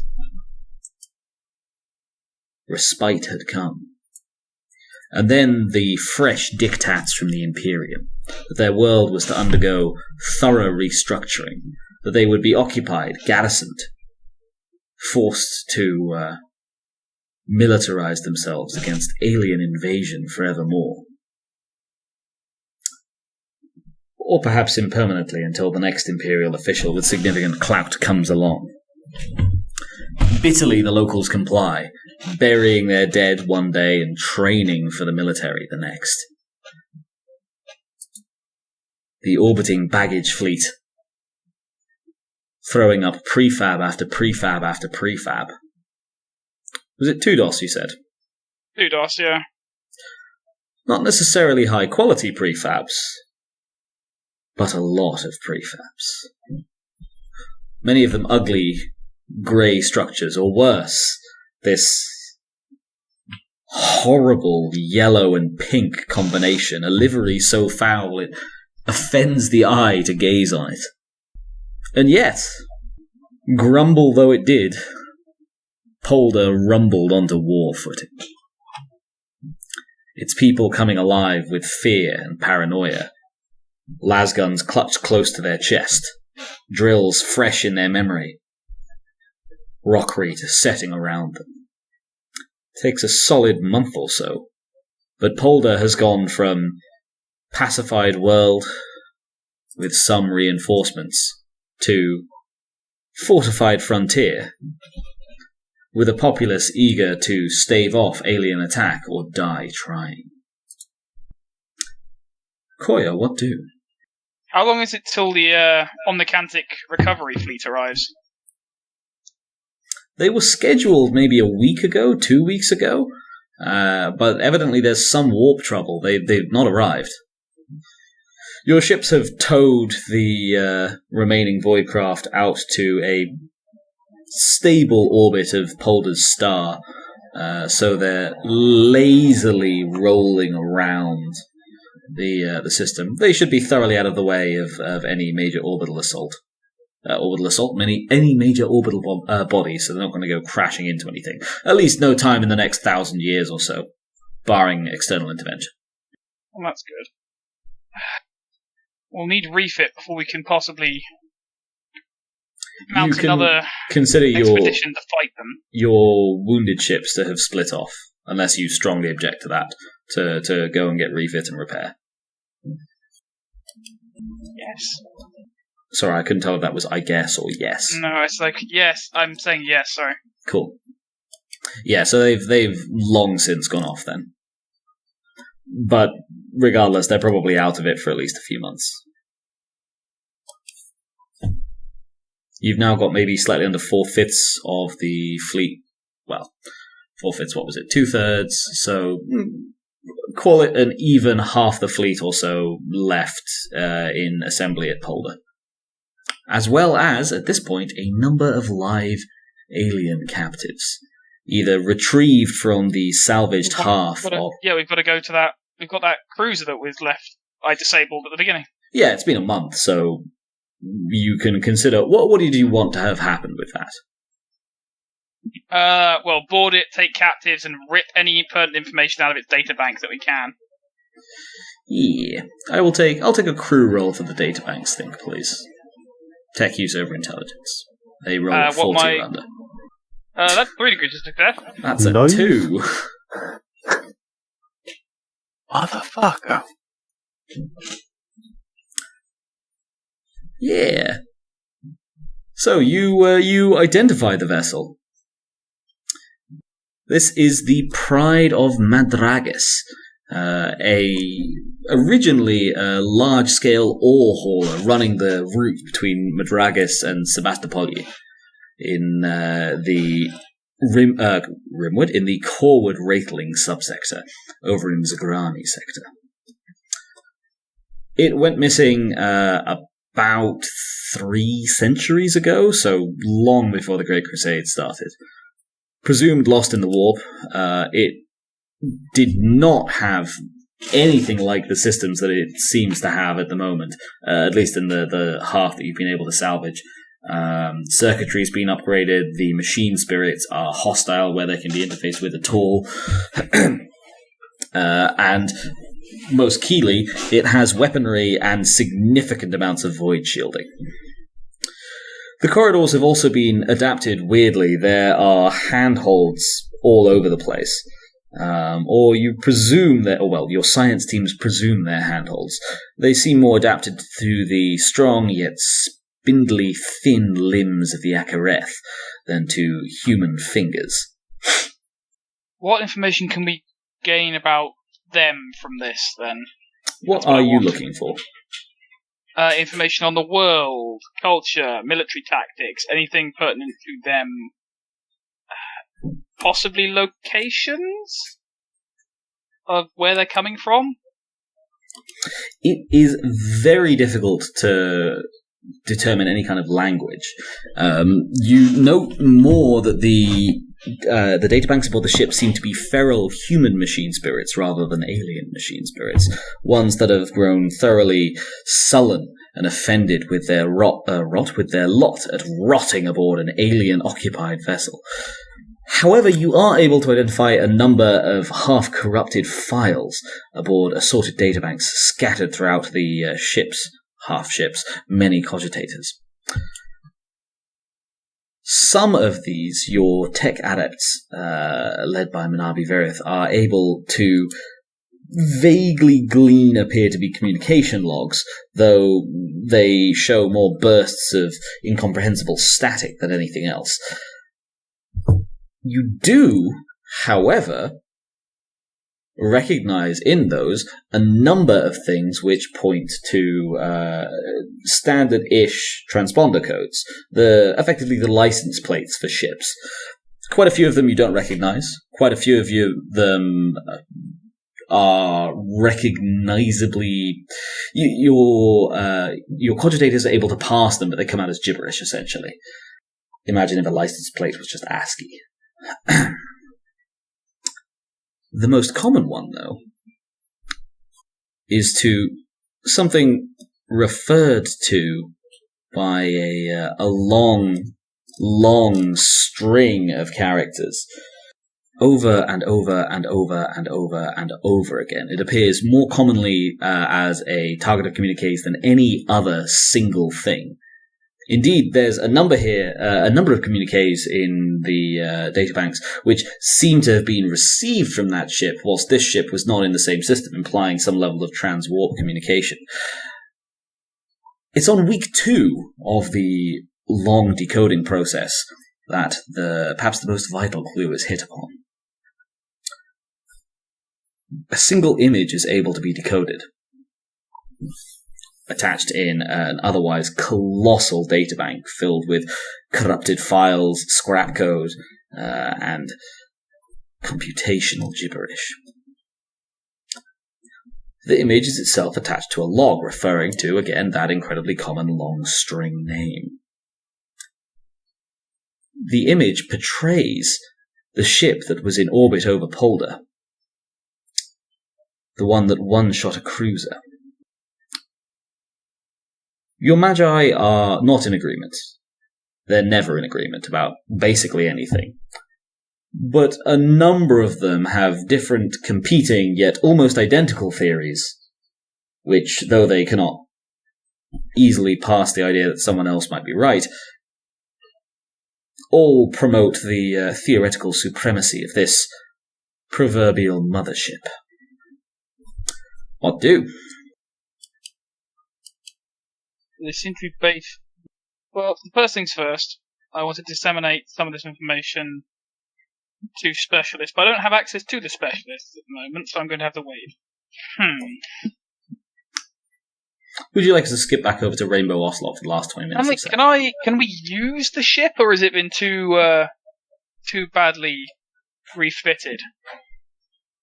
It was sliced more or less in half, so you could sort of chop it back together, but the Mechanicum do not seem particularly impressed with the amount of Xenos retrofitting that's gone on with it.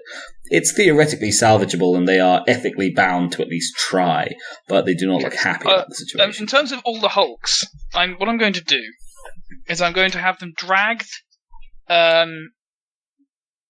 to basically near Polder and have them manned as much as they can be, weapons and systems like that, rearmed. Even if they can't maneuver or anything else like that, and even if their shields aren't up, they can, so long as they can still fire, they can help form a rudimentary defense of this world until the Omnicantics arrive.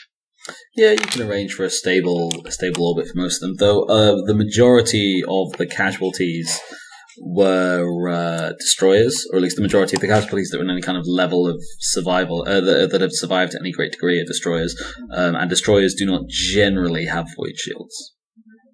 They are too small. Not all destroyers, to be fair, some do, and some of the Xenos ones do, but yours don't as standard. They usually have just like slightly thick armor. Okay, so leaving instruction to a captain I'm just going to say a captain. Yeah, one of your subordinate captains. I'm going to leave him with a good portion of the fleet, say 40% of the overall ships, which is not. If we had 66%, I'm leaving with 20, possibly the most damaged ones. I'm going to be making for Ferdinandia. 40%, cool. So he would have effectively 20% of the total fleet, and you would have 30% of the total fleet.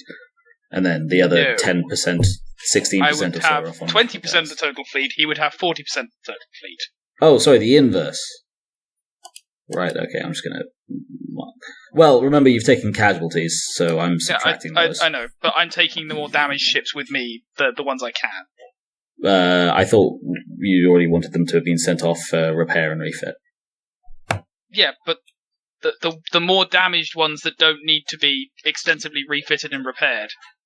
Oh, yeah, okay, fair, now I'm following you. So anything that actually needed serious repair and refit has gone to be repaired, but you're taking a smaller fleet with you, and then anything that was damaged, but not damaged enough that you'd send it off for repair, that's going in your third of the fleet.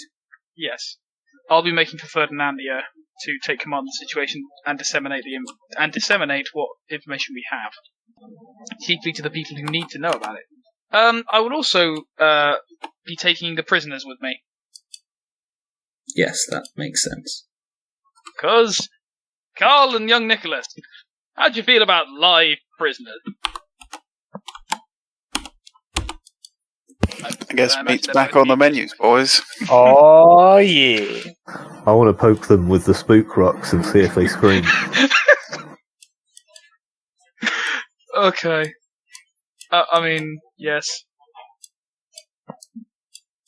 Maybe if we crush it into the dust, it won't affect warp travel that much, and then on site we can coat our weapons in the dust.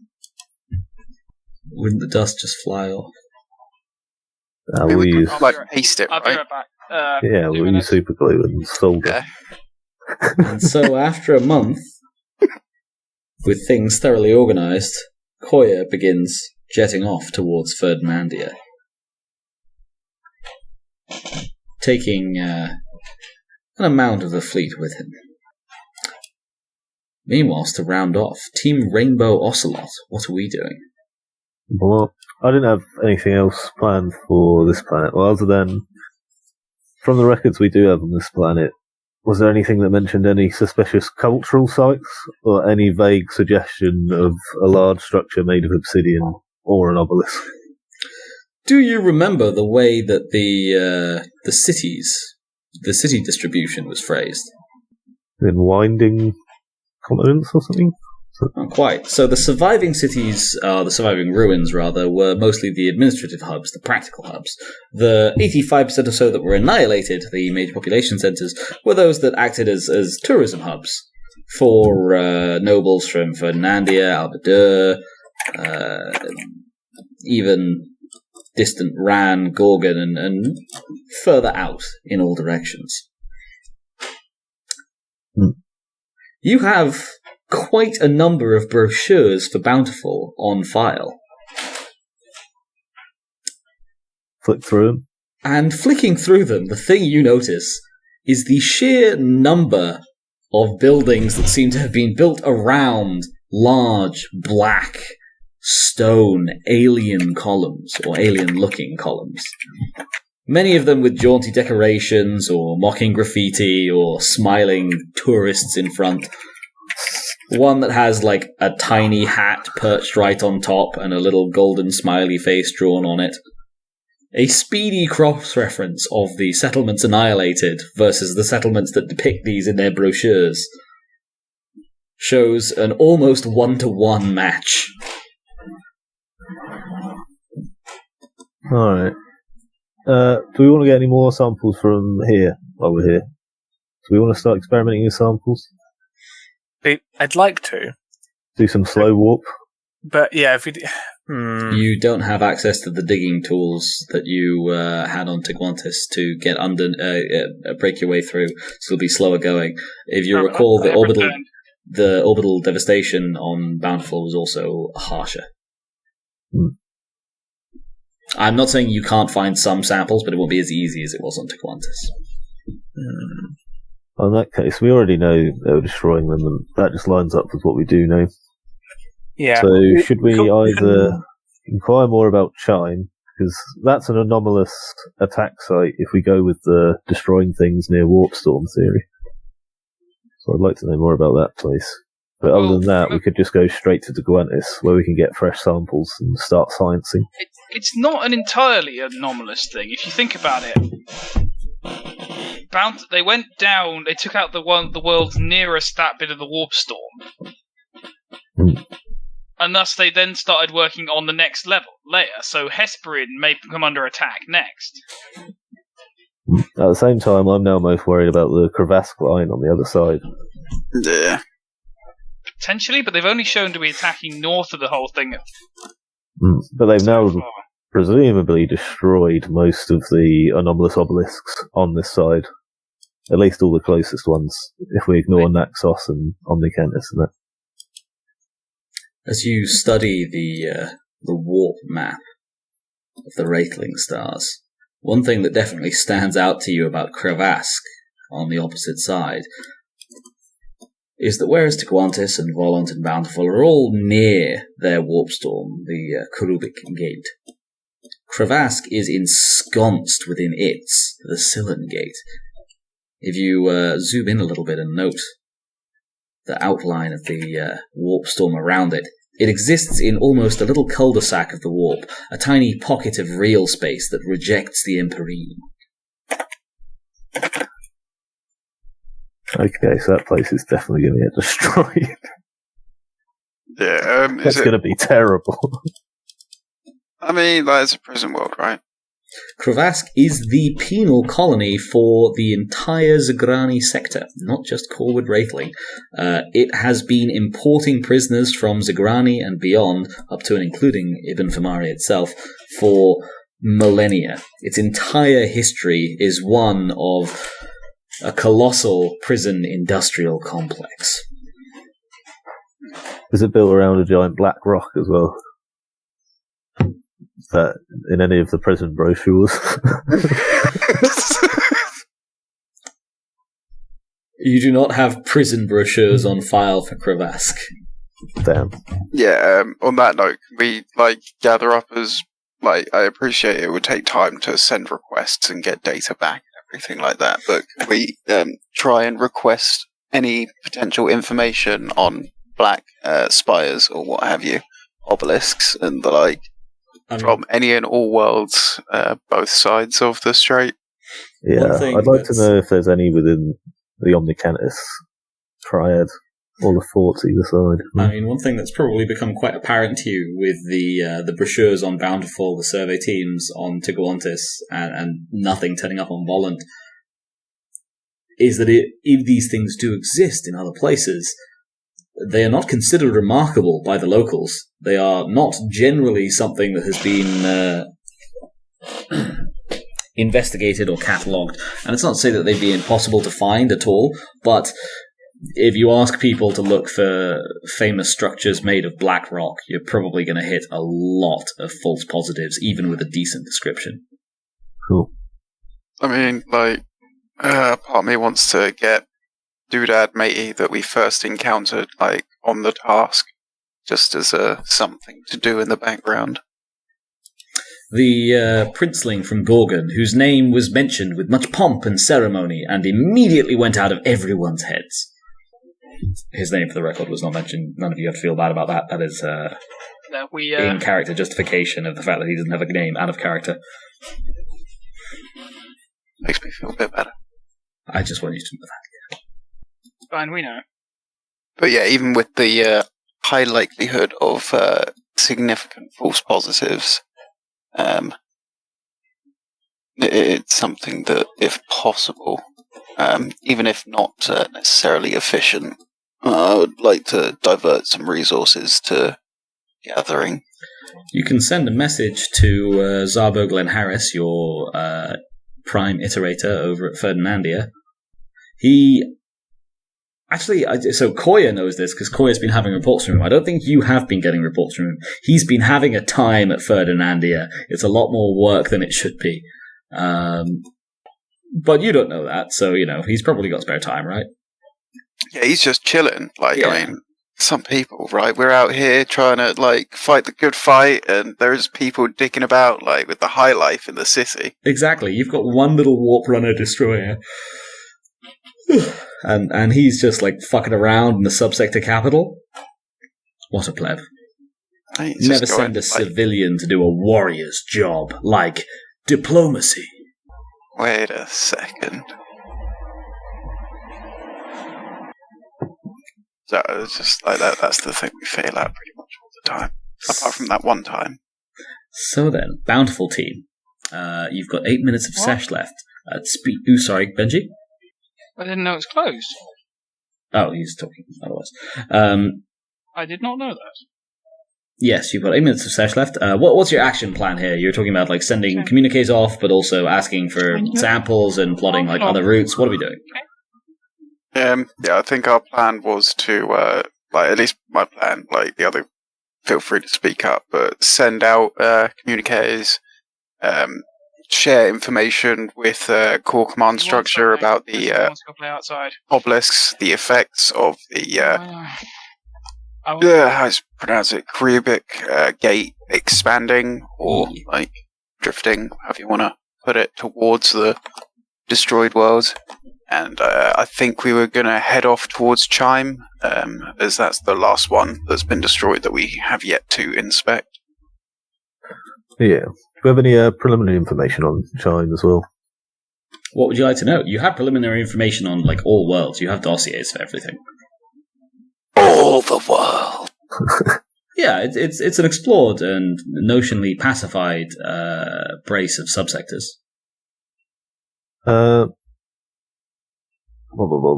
we know anything about the attack yet from our records we got on Tiguantis? Cool. So Tiguantis had a moderately sized survey team. However, they were pulled back relatively quickly as they came under moderately heavy pirate attack, and it was deemed too much of an issue to try and defend both Chime and Tiguantis whilst both undergoing heavy survey. So Tiguantis got their forces as well as like additional ships to reinforce them, and then Ferdinandia started suppressing information about future assaults so that they could survey places like Volant and Bountiful at their own leisure.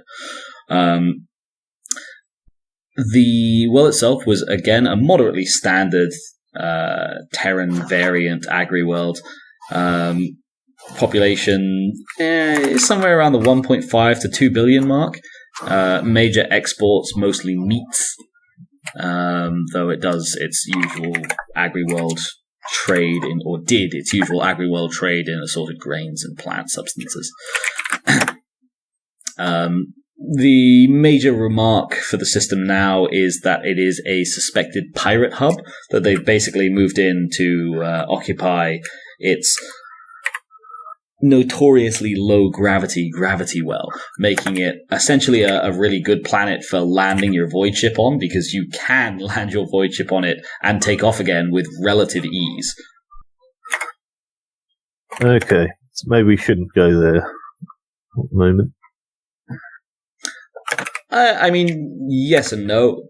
Pirate vessels are only pirate vessels. They give grief to just barely warp-capable monitor ships and thinly stretched survey teams. They're less of an issue for a destroyer with Space Marines aboard, though at the same time, you are a pretty tempting target, so you might get like overwhelmed and dragged down. It really depends. What's the likelihood of us pulling off pretending to also be pirates? Not great, I don't think. We're 10-foot tall superhumans. Really bad. Our ships don't look like pirate ships. We don't look like pirates. Yeah, your ships don't look like pirates. And we've got real high tech. The height thing, you've got really high tech is definitely an issue, and the height thing is less of an issue because it's the void, and especially pirates who do not necessarily always have the budget for artificial gravity generators tend towards being lanky spaces. 10 foot's still very tall, even by their standards, but growing up under 0G produces tall, willowy people. We're not willowy. You are not willowy. We're the wrong kind of tall, yeah, that's tall, fair. lanky people. Yeah, we you're the wrong, built like fucking. the wrong type. Yeah, but I mean, the wrong like, there are kind of other tall people on the sunrise ship ship. other than us. That is also true. You don't have to face them. And superhumans do exist even in pirate circles. Not to the same quality, but you can just layer. Equally, it would be weird for us to turn up in suspiciously, high-tech ships with suspiciously high-tech gear. Singular Be like, ship. hello, fellow pirates. What are you doing, My fellow thought there pirates? was effectively, like, take out the biggest bully in the playground and then just be like, we're our bitches now. Yeah, pirates are usually business people, first and foremost, so from their point of view, it's always going to depend, like, is it worthwhile raiding this ship full of incredibly valuable tech, but then also we have to fight these, like, terrifying new Imperial Master Space Marine characters, and, like, do we risk bringing the wrath of the Imperium down on us? And also, who knows what weird tech these Terrans have that might just wreck us. So, taking down the biggest bully in the playground is a viable strategy. Bluffing it is a viable strategy. Maybe they wouldn't even think you're worth attacking at all because you're not just some random subsector monitor ship that they can gut and sell for parts. It's all like maybe. Yeah. Who's up for taking the risk? Yeah, Nicholas, you've been muted for a while again, by the way. I don't know if you've been speaking. Yeah, no, I know. What was the risk? The risk was... Might be some pirates, we outmatch them quite thoroughly. But we don't, like, the numbers game isn't necessarily there. Yeah, you have one ship that's quite good, and they have unknown ships that are almost assuredly quite shit, but unknown is probably the operative word. You know they drove off the survey team that the local subsector provided at the very least, but then there may also have been more of them when it was fresh looting, and that was up to a year ago. Okay. If we can find... I like the biggest bully idea, but if we can identify biggest bully, we try parlaying with them, and if it isn't going our way, we promptly just take out biggest boy and say, do you really want to fuck with us? So you're in... So start with the carrot. On a scientific expedition, and let's become pirate kings. I mean... That's What? never, like, yeah. To be strictly speaking fair, Pirate King is the reserve profession for most rogue Astartes. It's just the thing they gravitate towards. So, yeah, no. I try to be nice. If they're not playing ball, we just kill the biggest baddest. So and, look. you would also like to go to Chime, is what I'm hearing then. Yeah, we might as well check everything out, yeah. Yeah, I mean, there's no time pressure. It's fine, right? Yeah. I mean, it's also kind of on the way to Ferdinandia, but we don't know about that yet. Well, so do Tiguanis. You don't need to travel by warp routes. They just make things faster. Okay. So, to round off then, we'll have the three of you on your way to Chime. We'll call it, assuming you're going direct, you don't have your spook rocks in tow, so it's maybe a week or two's worth of travel. The warp is calm, but your navigator reports that it's starting to get just a little bit turbulent. And your astropath says that they're queasy and having uneasy feelings as you lurch through the tides of the Empyrean. I would like it noted that this leaves me somewhat perturbed. Indeed. At more or less the same point that Coayah translates into system at Ferdinandia, Team Rainbow Ocelot translates into system at Chime. That feels like a good spot to leave it for the week. Reminders for next session. Does anyone have anything they want noted down? I guess casual reminder that this is explicit reminders. I don't put implicit stuff down. Right. So my reminder would be I am in Ferdinandia with prisoners and information. Mm-hmm. And I wish to make use of both of them, as I also am there to take command of the overall sector, having already made contact with the aliens. Subsector, but yes, noted. Cool. Anything else? I have Xenos are destabilizing warp storms? Question mark. Anything else? I don't think so. Rainbow OCELOT will have some pirates to deal with. Carl, I think you had some things you wanted doing as well, right? I mean, there was set up information gathering about spook spires on like all worlds.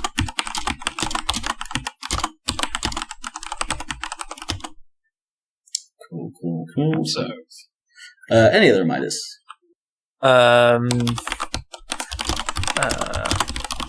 Use carrot and stick method with pirates. Fair. I mean, it'd be quite good if we could just buy one of them off with like advanced weaponry and be like, yes, they are let's arm the privateers. pirates in this sector. At the very least, we can make some empty promises. I mean, yeah. That's true. Yeah. We'll be like, yes, we'll just take you to our commander for the rewards, and then take him to the fleet. Like, surprise! Anything else? Nope. Cool. In that case, feedback. Anything you liked, anything you disliked, anything let's see more of or less of next time. It's fine. I mean, obviously, I was trying to think about what to do next, as we've just swept up a planetary invasion, so I think we were having a slight issue. I think it was on us, because I think everyone had it. Especially with young Nicholas muting himself for 40 minutes, so we couldn't. that was hilarious. I mean, to be fair, I think I was also having a slow day. I think, is everyone just a bit... Is it just... I don't think it's just me. Everyone's just a bit tired this week, right? Yeah. It happens. I mean, entirely fair for recognizing it, but I'm right there with you. I'm sure you all noticed, like, I was having a bit more trouble focusing than I usually do. We got to fight. More of that, please. I enjoy the progressing of the mystery as well. Learning more about Xenos and the Xenos plants. Yeah, I'm super nervous about that, honestly. Like, we have a mystery and clues aren't completely fucked at this point. We're going off book. We are. This is like session number 2 of a mystery being run, and clues are either being followed or discovered or like convincingly invented. Who are you and what have you done with my group? More fighting is... find more clues by torturing the shit out of some prisoners. Fighting is also likely to ramp up. Thank you for the note there, Benji. Too. Oh, that's... You'll have more of that as things heat up with these guys. Carl? Sorry, can I have a reminder retroactively added? Yeah. Be wary of Ak'haireth coming back stronger. Fair. Anything else? Mothership. Yeah, that's a point. Potential mothership at least identified. Fair. Cool. Any other feedback?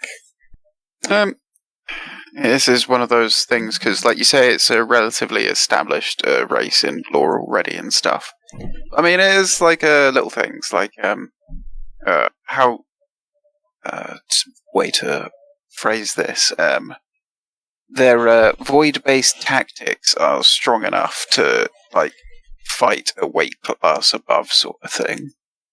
Like, I don't know whether that's like in lore accurate or something you've done for this. Like they did and they didn't. I mean, we lost maybe 10% of our forces, and I think a big part of that was like 10 to 15% was that cruisers just getting fucking one banged. But and like them having a big gun and having strapped it to a freaking the biggest ship they could find is not necessarily predicate that they are. Yeah, no, that was just one of them. But like the original, I'm going to say the translation area picket line effectively was described as having like better tactics in the engagement. Yeah, they held you up for a lot longer than they should have for a force their size in both cases, and they inflicted heavier damage than they had much of a right to, considering that your ships are massively higher quality than theirs. And that you had a pretty severe numerical advantage. Though Benji is still correct that, like, big gun is big gun, and you have to really struggle to fuck that one up.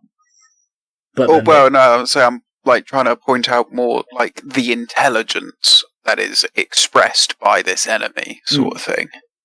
So, just from my point of view, are you saying you would like it to be like more explicit, clever tactics rather than, and then they did the smart thing?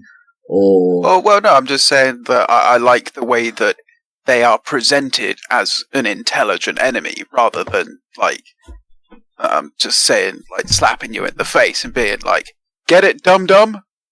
Ah, fair. Cool. No, that's appreciated. So for the record, they do have a presence in canon. They are like an official race, but I have made up almost all of their details.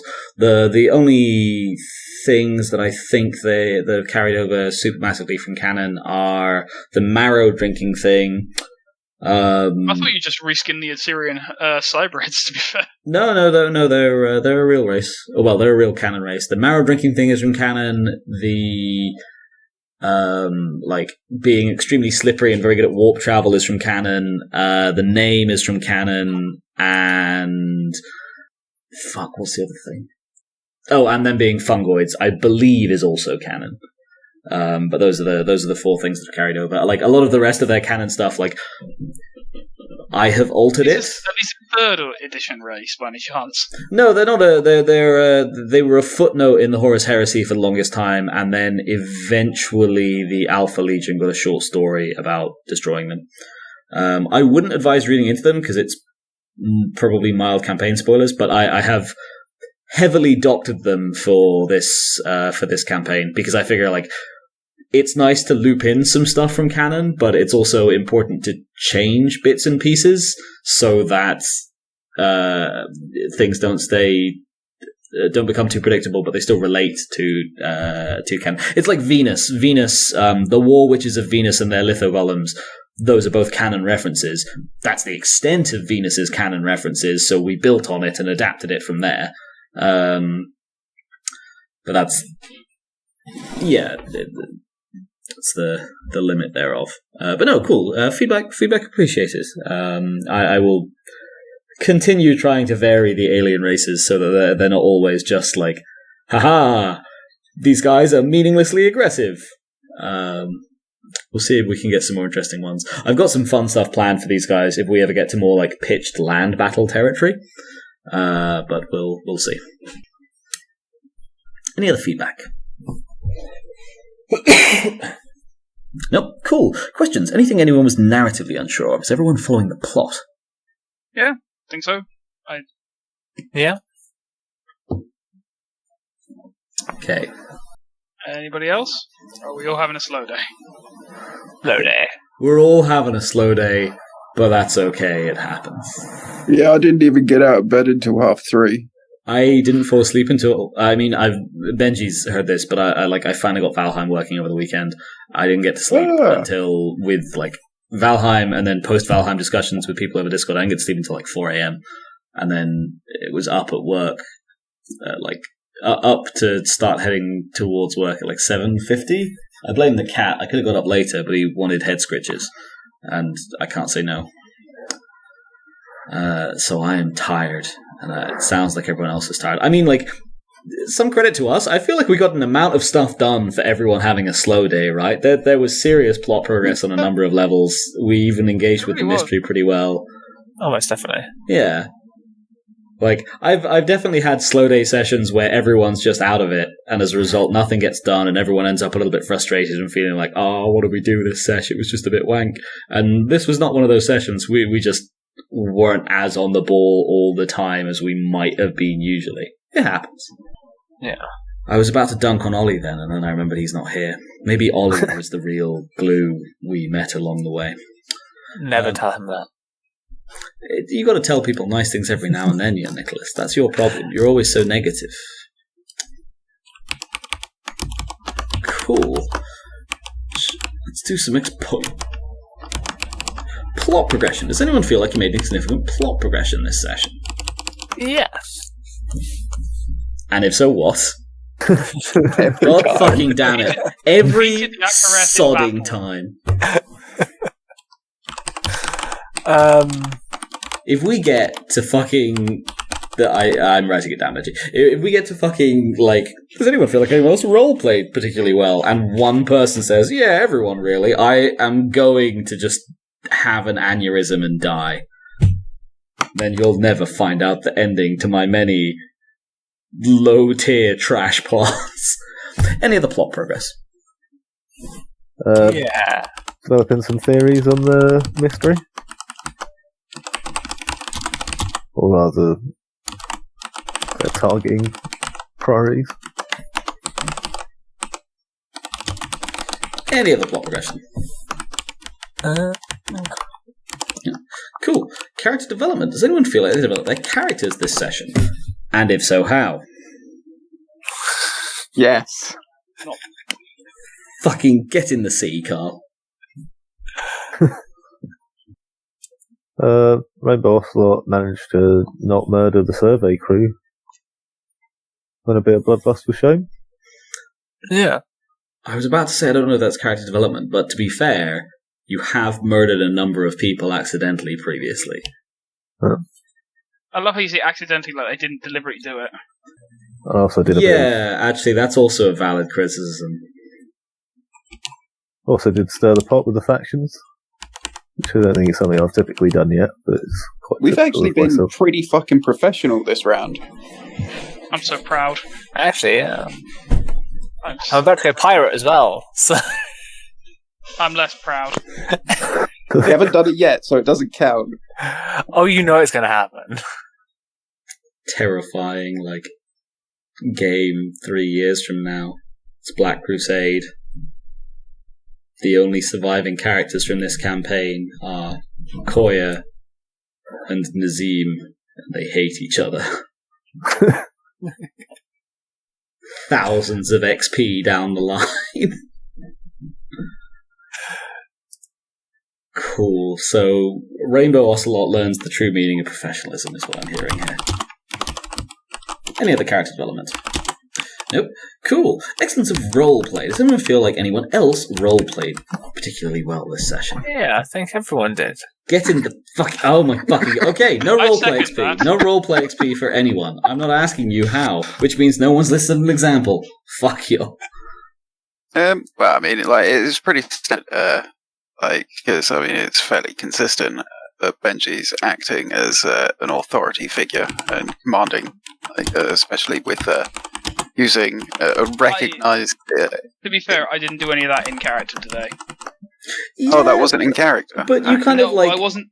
I was outlining it in a way that I would outline things, but I wasn't doing it in character. So it kind of feels like slightly churlish to say, "Oh yes, I get roleplay for this." It's just I was just spelling out like all the stuff I needed to do. I see where Carl's coming from, though, right? It's almost role-playing as your own general stuff rather than anything else. Also, like, massive moral points to Carl for being the one person to leap in there, not willing to let the XP points die in the name of meme. I mean, memes are good, but so is XP. Yeah. Any other excellence of roleplay? I gotta head off. I gotta look after a puppy. It's fair. I will give you Cheers your a session, guys. total then. It's 140 experience points for that session. Just so you know. I'm not sure if I had it in last week. What was last week's? Last week was 160. What was total experience? What is the total experience of everyone else? Not clear. Let me... I'll check that out, I'll tell you. 2 seconds. 140 this week. Which is 20 points of plot progression, defeating the Ak'haireth in Void Battle, and developing some mystery theories / targeting priority ideas. 10 points, character development, that's Rainbow Ocelot, learning the true meaning of professionalism, and 10 points, excellence of roleplay, Coayah's authority figure manners, plus 100 standard. Total XP at the moment stands at 4,886. Yeah, I missed last week's. Where'd you get that loose one from? How are you on? Yeah, 86? I'm not sure. Well, What are you on? I'm just having a look back. I'm on the same, but 85, not 80. Where did you get a loose Where one the fuck from? did they get an extra one Cheers from? for the session, guys. I'll see you later. Alright, everyone gets an extra 1 XP. Oh, yes. Including Nick? Does that push him up to 7? Sure, including young Nicholas. Young Nicholas also gets an extra 1 XP. Can I just choose not to take it? Yes, because you're a good person, Carl. Take what you get. Highlights. I mean, We trick him into giving 9 more of those. I just need another 8. Alright, so for an easy 10 points excellence of roleplay, no one will nominate shit. But a long-form plan to trick me into giving you an extra 10 points, 1 free XP at a time. It tastes better when it's free. Fucking hell. And now it's time for everyone's favourite part of the session. It's the highlights. Carl, do you have any highlights for that session? I do. This one is a paraphrase quote. It's not difficult to just put tank treads on a person. I'll put it in quotes. Any other highlights? Frontier justice. Sheriff McSpace Marine is an image.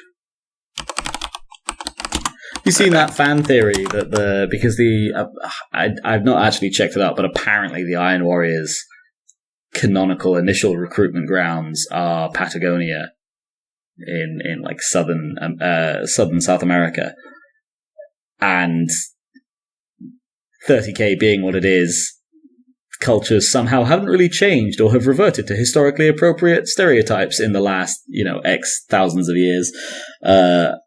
And Patagonia is filled with a lot of South American cowboys, which means that the early Iron Warriors, including Mondraco, would be cowboys. Yeah, I'm not getting that thought out. Pardon? I can't do the accent at all. Any other highlights, Carl? Conscripting an entire planet. Yeah, I don't. Could be worse. He had the mass conveyor. He could have tried to press gang quite a few of them. Any other highlights? Yeah, I'm open for better wording. But Coayah has all the baggage.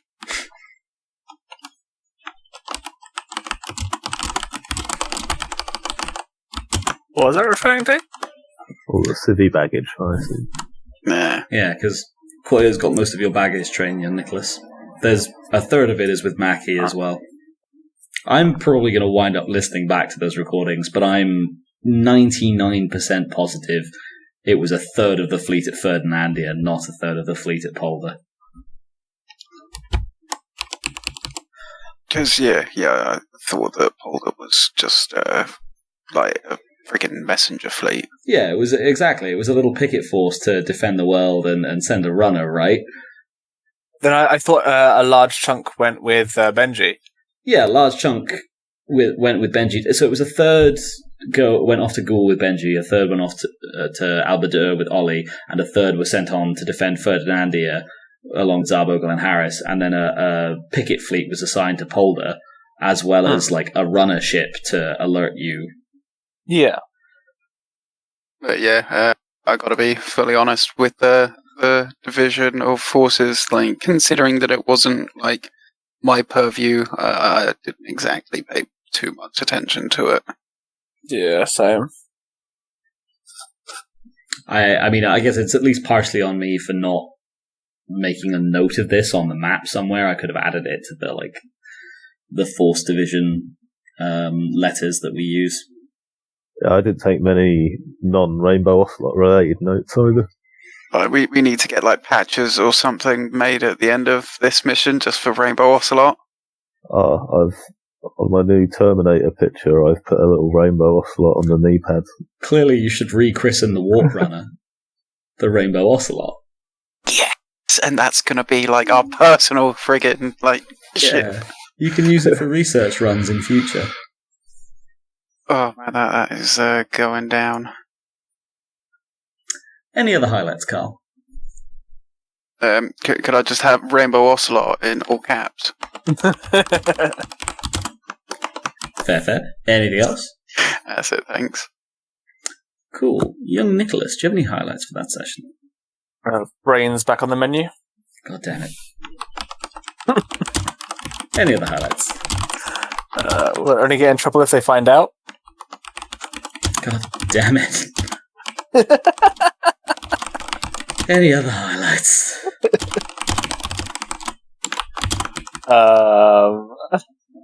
Yeah, I think we all role-played quite well. I Yeah. veto that as a highlight. I veto both of those as highlights.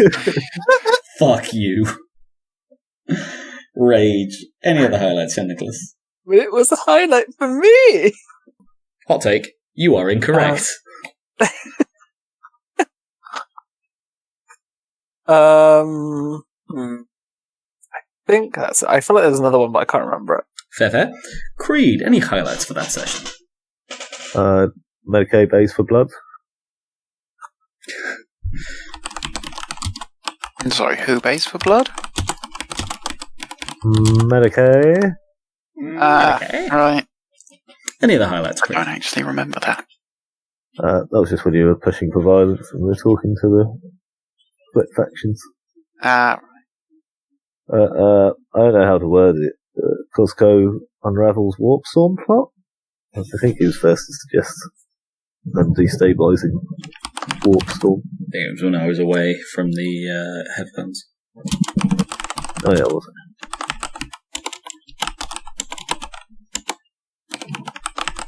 This was not an anti-warp storm plot. Warp storm destabilisation plot. Yeah, it makes sense. Oh, it's helicopters nearby.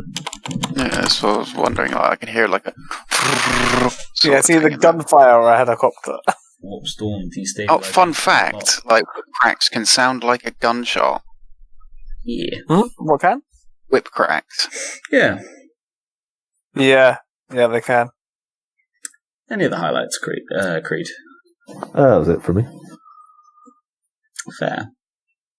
I feel like I had some highlights, but my brain isn't working very well and I don't remember them. So I guess we'll call it there. Anyone got any final words for the recording? Yeah, I think we all played really well.